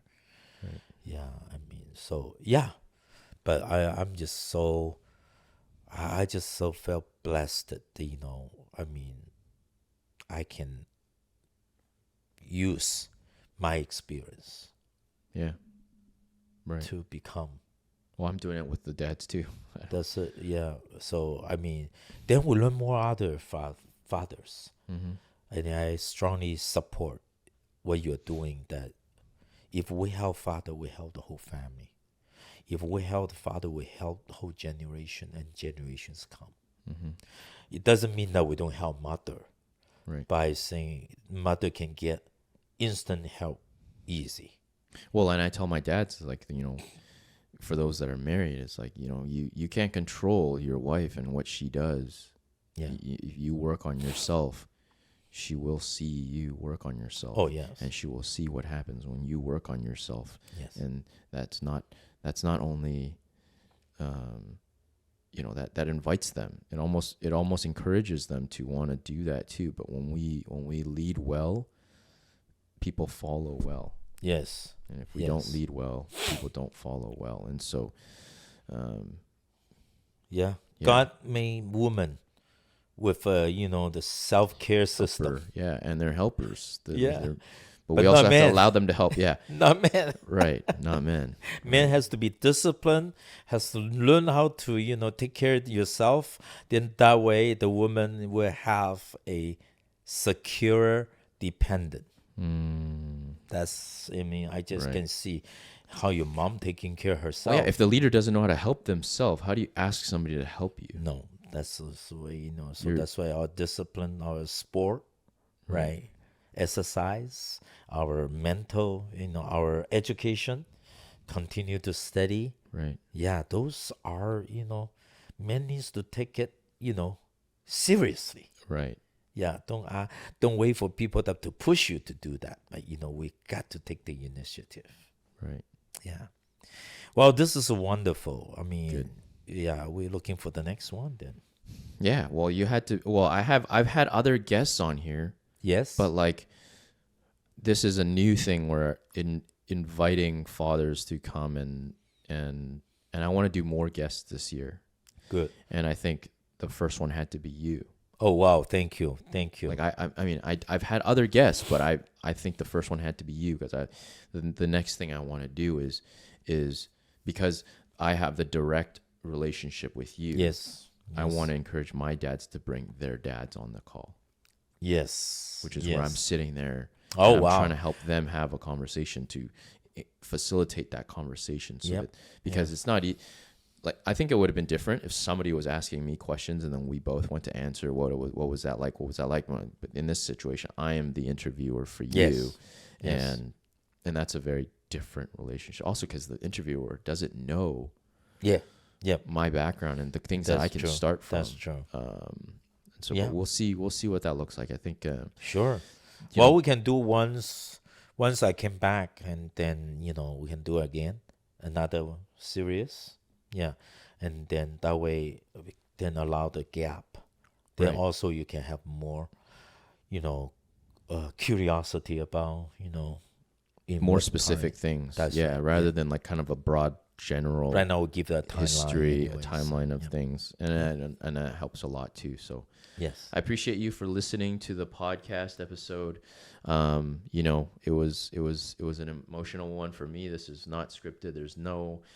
I didn't prepare coming into this conversation. I can't prepare too. Yeah, I couldn't prepare. There's no way I could prepare for this. Yeah. But hey, if you're able to, if you're a father who's looking to improve on yourself in all of those, dimensions of who we are, I'll encourage you to come out and check out our community. We are a premium only community now, and so we do meetups. And we have accountability, we have masterminds, and it's just a great space to be with other fathers who understand and want to grow and be the best of themselves. Thursdays, we have our meetups at 4 p.m. Pacific time, which is 7 p.m. Eastern time. And currently, we meet on Zoom. That may change soon. We are in the process of transforming into a premium-only community. And I just wanted to say thank you for tuning into this episode, and thank you for listening to our story. Thank you. Thank you. It was an amazing experience, Dad. Thank you for doing this again. Thank you. I know you're very busy, and so I appreciate you guys for listening and tuning in. And so, hopefully some of this stuff and the knowledge that you've been given, if you want to be a guest and you want to invite your dad on to this podcast, yes, please let me know. I'd love to facilitate that for you guys. And yeah, that's it. Yeah, that's it. Thank you, Dad. Welcome. Give you a hug, Dad. Oh yeah, certainly. Wow. I mean, we were just because of this mic, right? Yeah, so I can't do that. Oh, good son. I love you. Keep up your good work. Okay. Yeah, we are growing. Yes. Thank you. Oh yeah, I know.